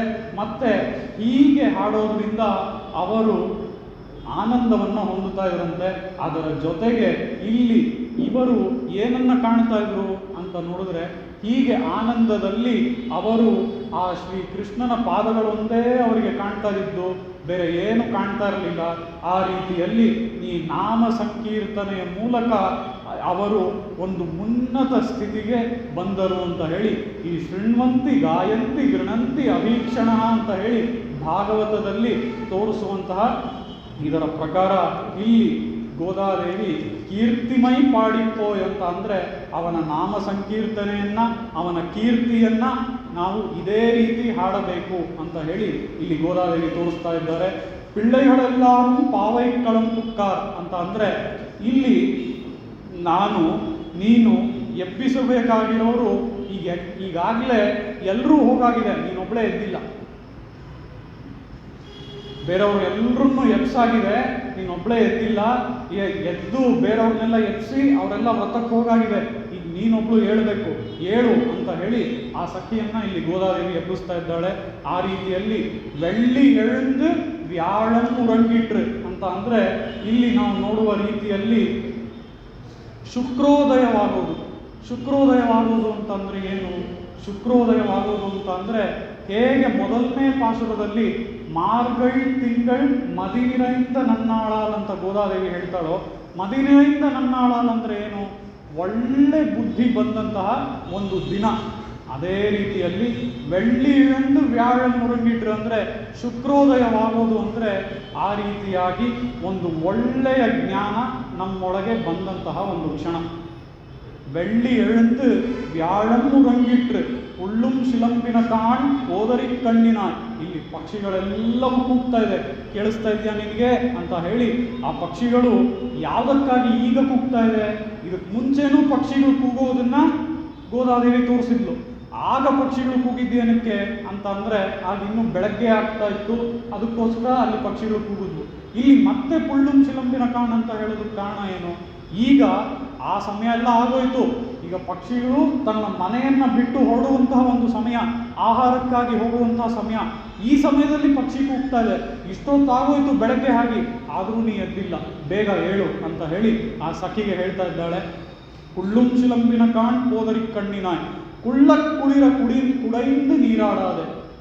ಕುಳ್ಳಕ್ ಕುಳಿರ ಕುಡೈಂದು ನೀರಾಡಾದೆ ಅನ್ನೋದಕ್ಕೆ ಬಹಳ ವಿಶೇಷವಾದ ಅರ್ಥವನ್ನ ಇಲ್ಲಿ ತೋರಿಸ್ತಾರೆ ನಮ್ಮ ಆಚಾರ್ಯರು. ಇದಕ್ಕೆ ನಾವು ಒಂದು ಸಾಮಾನ್ಯವಾದ ಅರ್ಥವನ್ನು ನೋಡೋದಾದರೆ, ಬೆಳಗ್ಗಿನ ಜಾವದಲ್ಲಿ ನಾವು ಎದ್ದು ಈ ಸ್ನಾನಾದಿಗಳನ್ನು ಈ ಧನುರ್ಮಾಸದಲ್ಲಿ ಮಾಡಿ ಅವನಿಗೆ ಪೂಜೆಗಳನ್ನು ಮಾಡಬೇಕು ಅನ್ನೋದನ್ನು ಬಹಳಷ್ಟು ಪಾಸುರಗಳಲ್ಲಿ ಈಗಾಗಲೇ ಗೋದಾದೇವಿ ತೋರಿಸಿದ್ದಾಳೆ. ಇದು ಸಾಮಾನ್ಯವಾದ ಅರ್ಥ. ಮತ್ತು ತಣ್ಣಗೆ ಇರುವಂತಹ ನೀರಿನಲ್ಲಿ ಸ್ನಾನ ಮಾಡೋದು ಅಂತ ಕೂಡ ಇಲ್ಲಿ ತೋರಿಸ್ತಾರೆ. ಕುಳ್ಳ ಕುಳಿರ ಕುಡೈಂದು ನೀರಾಡಾದೆ ಅಂತ ಹೇಳಿ. ಅದರ ಪ್ರಕಾರ ನಾವು ಒಂದು ಕಥೆಯನ್ನು ನೋಡೋದಾದರೆ ಯಾವುದರಿಂದ ಒಂದು ಕಥೆ ಅಂತ ಅಂದರೆ, ರಾಮಾಯಣದಲ್ಲಿ ಒಂದು ಕಥೆಯನ್ನು ನೋಡೋದಾದರೆ ಅತಿ ಅದ್ಭುತವಾದಂಥ ಒಂದು ಕಥೆ. ಕುಳ್ಳ ಕುಳಿರ ಕುಡೈಂದು ನೀರಾಡಾದೆ. ಯಾರು ಈ ರೀತಿಯಾದ ಒಂದು ತಣ್ಣಗಿರುವ ನೀರಿನಲ್ಲಿ ಸ್ನಾನ ಮಾಡ್ತಾ ಇದ್ರು ಅಂತ ನೋಡಿದ್ರೆ, ರಾಮ ಲಕ್ಷ್ಮಣರು ಇಬ್ಬರೂ ಸಹ ಸೀತೆಯನ್ನು ಕಳ್ಕೊಂಡು ನಂತರ ಅರಣ್ಯದಲ್ಲಿ ಹಾಗೇ ಮುಂದಕ್ಕೆ ನಡ್ಕೊಂಡು ಹೋಗ್ತಾ ಇದ್ದಾರೆ. ಹಾಗೆ ಅವರಿಬ್ಬರು ನಡ್ಕೊಂಡು ಮುಂದಕ್ಕೆ ಹೋಗುವಂಥ ಒಂದು ಸಮಯದಲ್ಲಿ ಈಗ ನಮಗೆ ಯಾವ ಋತು ಇದೆ? ಹೇಮಂತ ಋತು ಈಗ ಅಲ್ಲವಾ? ಈ ಒಂದು ಹೇಮಂತ ಋತು ಬರುತ್ತೆ. ಆ ಹೇಮಂತ ಋತುವಿನ ಸಮಯದಲ್ಲಿ ಅವರಿಬ್ಬರು ಒಂದು ಕಡೆ ಒಂದು ಕೆರೆಯಲ್ಲಿ ಇಬ್ಬರು ಹೋಗಿ ಸ್ನಾನ ಮಾಡ್ತಾರೆ. ಆಗ ಅವರಿಬ್ಬರ ಸ್ನಾನಗಳೆಲ್ಲ ಮುಗಿದು ಇಬ್ಬರು ರಾಮ ಲಕ್ಷ್ಮಣರು ಎದ್ದು ಬರ್ತಾರೆ. ರಾಮನಿಗೆ ಒಂದೇ ಸೀತೆಯ ಯೋಚನೆ, ಸೀತೆ ಎಲ್ಲಿ ಹೋದ್ಲು ಏನೋ ನಮಗಿನ್ನೂ ಗೊತ್ತಾಗಲಿಲ್ಲ ಅಂತ ಹೇಳಿ ಸೀತೆಯ ಯೋಚನೆ. ಆದರೆ ಲಕ್ಷ್ಮಣನಿಗೆ ಆ ಸಮಯದಲ್ಲಿ ಮತ್ತೊಂದು ಯೋಚನೆ ಬಂತು. ಅದು ಯಾರ ಬಗ್ಗೆ ಅಂತ ಅಂದರೆ, ಲಕ್ಷ್ಮಣನಿಗೆ ಆ ಸಮಯದಲ್ಲಿ ಭರತನ ಒಂದು ಯೋಚನೆ ಬಂತು. ಯಾಕೆ ಅಂತ ಹೇಳಿದ್ರೆ, ಇದು ಹೇಮಂತ ಋತು. ಆ ಭರತ ಏನು ಮಾಡ್ತೀನಿ ಅಂತ ಹೇಳಿದ್ದ ಅಂತ ನಾವು ನೋಡಿದ್ರೆ, ಆ ಭರತ ನೀನು ಯಾವಾಗ 14 ವರ್ಷಗಳು ಈ ಅರಣ್ಯವಾಸವನ್ನು ಮುಗಿಸ್ಕೊಂಡು ಬರ್ತೀಯೋ ಆಗಲೇ ನಾನು ನಗರ ಪ್ರವೇಶ ಮಾಡೋದು. ಅಲ್ಲಿವರೆಗೂ ಅಯೋಧ್ಯೆಯ ಹೊರಗೆ ಇರುವಂತಹ ನಂದಿಗ್ರಾಮದಲ್ಲೇ ಈ ಪಾದುಕೆಗಳನ್ನು ಇಟ್ಕೊಂಡು ನಾನು ಇರ್ತೀನಿ ಅಂತ ಮಾತು ಕೊಟ್ಟು ಭರತ ಹೋಗಿದ್ದ.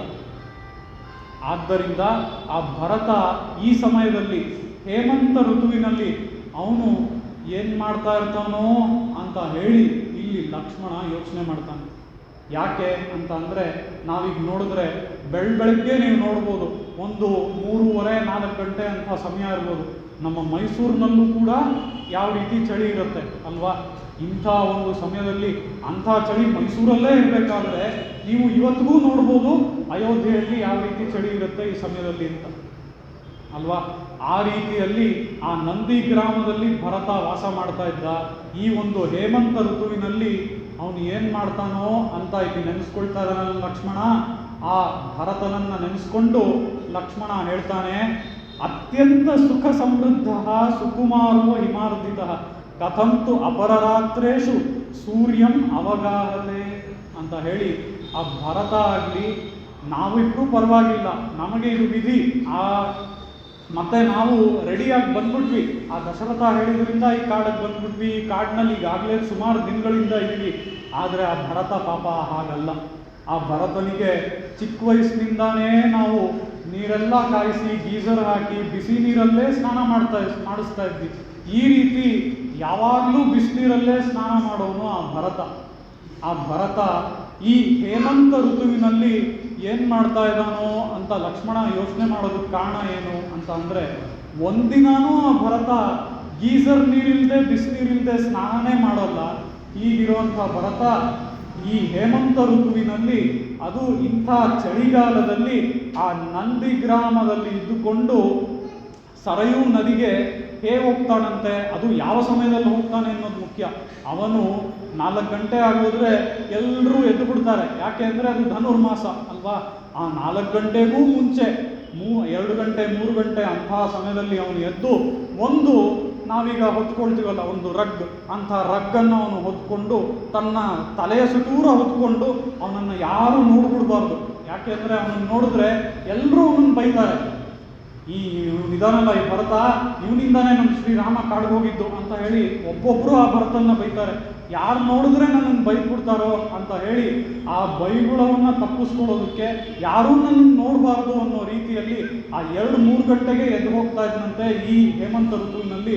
ಅದು ಅಂಥ ಒಂದು ಬಟ್ಟೆಯನ್ನು ತನ್ನ ತಲೆಯ ಸುತ್ತ ಹಾಕ್ಕೊಂಡು ಯಾರೂ ನೋಡಬಾರ್ದು ಅನ್ನೋ ರೀತಿಯಲ್ಲಿ ಅವನು ಪ್ರತಿದಿನವೂ ಬೆಳಗ್ಗೆ ಸರಯೂ ನದಿಗೆ ಹೋಗಿ ಸ್ನಾನ ಮಾಡ್ತಾ ಇದ್ದಂತೆ. ಈಗಲೂ ನೀವು ಕಲ್ಪನೆ ಮಾಡ್ಕೋಬೋದು ಅಯೋಧ್ಯೆಯಲ್ಲಿ ಯಾವ ರೀತಿಯಾದ ಚಳಿ ಇರುತ್ತೆ. ಮೈಸೂರಲ್ಲೇ ಈಗ ಆ 2-3 ಗಂಟೆಗೆ ಯಾವ ರೀತಿಯಾದ ಚಳಿ ಇದೆ, ಅದೇ ರೀತಿಯಲ್ಲಿ ಅಯೋಧ್ಯೆಯಲ್ಲಿ ಯಾವ ರೀತಿಯಾದ ಚಳಿ ಇರುತ್ತೆ ಈ ಒಂದು ಸೀಸನ್ನಲ್ಲಿ. ಈ ಸೀಸನ್ನಲ್ಲಿ ಭರತ ಈ ರೀತಿಯಾಗಿ ಬಟ್ಟೆಯನ್ನು ಸಂಪೂರ್ಣವಾಗಿ ಮುಚ್ಚಿಕೊಂಡು ಯಾರು ನೋಡಬಾರ್ದು ಅಂತ ಹೇಳಿ ಅವನು ಸರಯುಗೆ ಹೋಗಿ ಸ್ನಾನ ಮಾಡ್ತಾ ಇದ್ದಂತೆ. ಇದನ್ನ ಇಲ್ಲಿ ಕುಳಿರ ಕುಡೈಂದು ನೀರಾಡಾದೆ. ಎಂಥ ಹುಡುಗ ಭರತ! ಅವನು ಈ ನಮ್ಮ ಅರಮನೆಯಲ್ಲೇ ನಮ್ಮ ಜೊತೆ ಯಾವಾಗಲೂ ಈ ಒಂದು ಸೋಲಾರ್ ನೀರೋ ಗೀಸರ್ ನೀರೋ ಇಂಥ ಒಂದು ಬಿಸಿನೀರಲ್ಲಿ ಸ್ನಾನ ಮಾಡಿ ಬೆಳೆದವನು. ಅವನಿವತ್ತು ರಗ್ಗು ಹೊತ್ಕೊಂಡು ಯಾರು ನೋಡದೇ ಇರೋನಿಗೆ ಹೋಗಿ ಆ ಕೆರೆಯಲ್ಲಿ ಆ ಸರಯೂ ನದಿಲಿ ಸ್ನಾನ ಮಾಡ್ತಾ ಇದ್ದಾನೆ ಅಂತ ಹೇಳಿ ಇಲ್ಲಿ ಲಕ್ಷ್ಮಣ ಭರತನ ಬಗ್ಗೆ ನೆನೆಸ್ಕೊಳ್ತಾನೆ. ಆಗ ಈ ಭರತನ ಬಗ್ಗೆ ನೆನೆಸ್ಕೊಂಡು ಶ್ರೀರಾಮನೂ ಕೂಡ ಈ ಮಾತನ್ನು ಕೇಳಿ ಕಣ್ಣೀರನ್ನು ಸುರಿಸ್ತಾನೆ. ಭರತನಿಗೆ ಪಾಪ ನನ್ನಿಂದ ಹೀಗಾಗೋಯ್ತಲ್ಲ ಅಂತ ಹೇಳಿ ಆ ಶ್ರೀರಾಮನು ಕೂಡ ಆ ಸಮಯದಲ್ಲಿ ಬೇಜಾರು ಮಾಡ್ಕೊಳ್ತಾನೆ ಅಂತ ಹೇಳಿ ಈ ವಾಲ್ಮೀಕಿಗಳು ತೋರಿಸ್ತಾರೆ.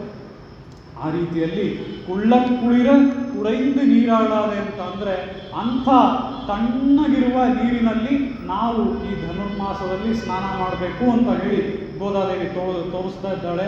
ಇಲ್ಲಿ ನಾವು ನೋಡೋದಾದರೆ ಈಗಾಗಲೇ ಮೊದಲೇ ನೋಡಿದ್ವಿ ಅಲ್ವಾ, ಶೃಣ್ವಂತಿ ಗಾಯಂತಿ ಅಂತ ಹೇಳಿ ಆ ಭಾಗವತದ ಶ್ಲೋಕದಲ್ಲಿ ನೋಡಿದ್ವಿ. ಅವರು ಹೇಗೆ ಸತತವಾಗಿ ಒಬ್ಬರು ಹಾಡೋದು ಮತ್ತೊಬ್ಬರು ಕೇಳೋದು, ಅದನ್ನೇ ಅವರು ಸರ್ದಿಯಾಗಿ ರಿಪೀಟ್ ಮಾಡೋದು. ಇದನ್ನು ರಿಪೀಟ್ ಮಾಡಿಕೊಂಡು ಹೀಗೆ ನಾಮಗಳನ್ನು ಹಾಡ್ತಾ ಇದ್ದಾರಲ್ವ, ಅದರಿಂದ ಆನಂದ ಹೊಂದುತ್ತಾ ಇದ್ದಾರಲ್ವ. ಇದು ಹೇಗಿದೆಯಂತೆ ಅಂತ ಅಂದರೆ ಇದಕ್ಕೆ ನಾವೊಂದು ಕಂಪ್ಯಾರಿಸನ್ ನೋಡೋದಾದರೆ ಈ ಒಂದು ಕಂಪ್ಯಾರಿಸನ್ ಹೇಳ್ತಾರೆ. ಯಾರೋ ಒಬ್ಬ ಒಂದು ಮರಳುಗಾಡಿನಲ್ಲಿ ಕಳೆದು ಹೋಗಿದ್ದಾನೆ, ಒಂದು ಡೆಸರ್ಟ್ನಲ್ಲಿ ಯಾರೋ ಒಬ್ಬ ಕಳೆದು ಹೋಗಿದ್ದಾನೆ. ಅವನಿಗೆ ನಿಮಗೆ ಗೊತ್ತು, ಈಗಲೂ ಕೂಡ ಡೆಸರ್ಟ್ನಲ್ಲಿ ನಾವು ಕಳೆದೋದ್ರೆ ಸುಮಾರು ಚಾನ್ಸಸ್ಸು ನಮಗೆ ನೆಟ್ವರ್ಕ್ ಸಿಗಲ್ಲ. ಯಾಕಂದ್ರೆ ನೆಟ್ವರ್ಕ್ ಸಿಕ್ಬಿಟ್ರೆ ನಮ್ಗೆ ದಾರಿ ಗೊತ್ತಾಗುತ್ತೆ, ನಾವು ಹೊರಟೋಗ್ಬೋದು. ಆದರೆ ಈಗಲೂ ಸಹ ನಾವು ಒಂದು ಡೆಸರ್ಟ್ನಲ್ಲಿ ಕಳೆದು ಹೋದರೆ ನಮಗೆ ನೆಟ್ವರ್ಕ್ ಸಿಗಲ್ಲ. ಇಂಥ ಒಂದು ಪರಿಸ್ಥಿತಿಲಿ ನಾವಿದ್ದರೆ, ನಮಗೆ ನೆಟ್ವರ್ಕ್ ಸಿಗದೇ ಇರುವಂಥ ಒಂದು ಸಮಯದಲ್ಲಿ ನಾವೇನು ಮಾಡ್ತೀವಿ ಅಂತ ನೋಡಿದ್ರೆ, ನಾವು ಎಲ್ಲ ಕಡೆ ನೋಡ್ತೀವಿ ಯಾವ ದಾರಿ ಅಂತ ಹೇಳಿ. ನಮ್ಗೆ ಯಾರಾದರೂ ಸಿಕ್ಕಿದ್ರೆ ಅವ್ರನ್ನ ಕೇಳ್ತೀವಿ, ಯಾಕಂದರೆ ನಮ್ಮ ಹತ್ರ GPS ಇಲ್ಲ. ಆದರೆ ಆ ಡೆಸರ್ಟಲ್ಲಿ ನಮ್ಗೆ ಯಾರಾದರೂ ಸಿಗ್ತಾರಾ? ಖಂಡಿತ ಇಲ್ಲ.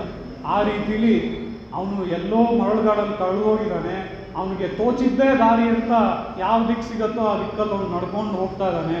ಎಷ್ಟೋ ದಿನಗಳ ಕಾಲ ಅವನಿಗೇನು ಊಟ ನೀರು ಇಲ್ಲದೆ ಈ ರೀತಿ ನಡೀತಾ ಇದ್ದಾನೆ. ಅವ್ನು ಮಧ್ಯ ಹೀಟ್ ತಡಿಲಾರದೆ ಬಿದ್ದು ಸಹ ಬಿದ್ದ ಅವನ ಮರಳುಗಾಡಲ್ಲಿ. ಈ ರೀತಿ ಇರಬೇಕಾದ್ರೆ ಕೊನೆಯಲ್ಲಿ ಎಷ್ಟೋ ಒಂದು 2-3 ದಿನಗಳ ನಂತರ ಆ ಮರಳುಗಾಡಲ್ಲಿ ನಡ್ಕೊಂಡು ಹೋಗ್ತಾ ಇದ್ದ ಹಾಗೆ ಒಂದು ಕಡೆ ಅವನಿಗೆ ದೂರದಲ್ಲಿ ಒಂದು ನೀರಿನ ವಾಟರ್ ಬಾಡಿ ಇರೋ ಹಾಗೆ ಅವನಿಗೆ ಕಾಣಿಸಿದ್ರೆ ಎಷ್ಟು ಆನಂದ ಆಗುತ್ತೆ ಅಲ್ವಾ? ಅದೇ ರೀತಿಲಿ ಇಲ್ಲಿ ನಮಗೆ ಸ್ವಾಮಿ ದೇಶಿಕರು ತೋರಿಸ್ತಾರೆ, ಅಲ್ಲಿ ಹೇಗೆ ಭಾಗವತದಲ್ಲಿ ಅವರು ಶ್ರೀಮಂತಿ ಗಾಯಂತಿ ಅಂತ ಆನಂದ ಪಡ್ತಾ ಇದ್ರು, ಅದೇ ರೀತಿಯಲ್ಲಿ ಗಚ್ಚತಾಂ ದೂರಮಧ್ವಾನಂ ಕೃಷ್ಣಾಂ ಮೂರ್ಛಿತ ಚೇತಸಾಂ ಪಾಥೇಯಂ ಪುಂಡರೀಕಾಕ್ಷ ನಾಮ ಸಂಕೀರ್ತನಾಮೃತಂ ಅನ್ನುವ ರೀತಿಯಲ್ಲಿ ಇಲ್ಲಿ ನಮ್ಮ ಈ ನಾಮ ಸಂಕೀರ್ತನೆ ಅನ್ನುವಂಥದ್ದು ಹೇಗಿದೆ ಅಂತ ಅಂದರೆ, ಮರಳುಗಾಡಲ್ಲಿ ಒಬ್ಬ ಇಷ್ಟು ದಿನಗಳ ಕಾಲ ಅವನಿಗೆ ಬಾಯಾರಿಕೆ ಆಗ್ತಾ ಇದೆ, ಬಾಯೆಲ್ಲ ಒಣಗೋಗಿದೆ. ಅವನಿಗೆ ಇಷ್ಟು ದಿನಗಳಾದ್ಮೇಲೆ ಒಂದು ಕೆರೆ ಕಾಣಿಸಿದ್ರೆ ಆ ಡೆಸರ್ಟಲ್ಲಿ ಅವನೇನು ಮಾಡ್ತಾನೆ? ಆ ಕೆರೆ ಹತ್ರ ಓಡೋಗಿ ಹೀಗೆ ಕೈಯಲ್ಲಿ ತಗೊಂಡು ನೀರು ಕುಡಿತಾನ? ಖಂಡಿತ ಇಲ್ಲ. ಆ ಕೆರೆಗೆ ಹಾಗೆ ಧುಮುಕ್ಬಿಡ್ತಾನೆ ಅಲ್ವಾ?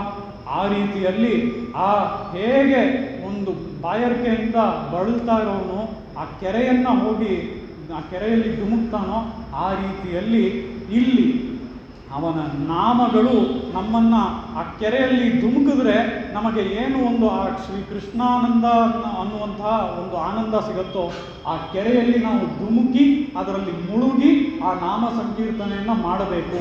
ಆ ಕೃಷ್ಣ ಅನ್ನುವಂತಹ ನಾಮಗಳಲ್ಲಿ ಆ ಕೆರೆ ಅನ್ನುವಂತಹ ನಾಮಗಳಲ್ಲಿ ಮುಳುಗಿ ಆ ನಾಮಾಮೃತ, ಕೃಷ್ಣ ನಾಮಾಮೃತ ಅನ್ನುವಂತಹ ಕೆರೆಯ ನಾಮಗಳಲ್ಲಿ ಮುಳುಗಿ ಹೇಳಬೇಕು ಅಂತ ಹೇಳಿ ಇಲ್ಲಿ ತೋರಿಸ್ತಾ ಇದ್ದಾರೆ.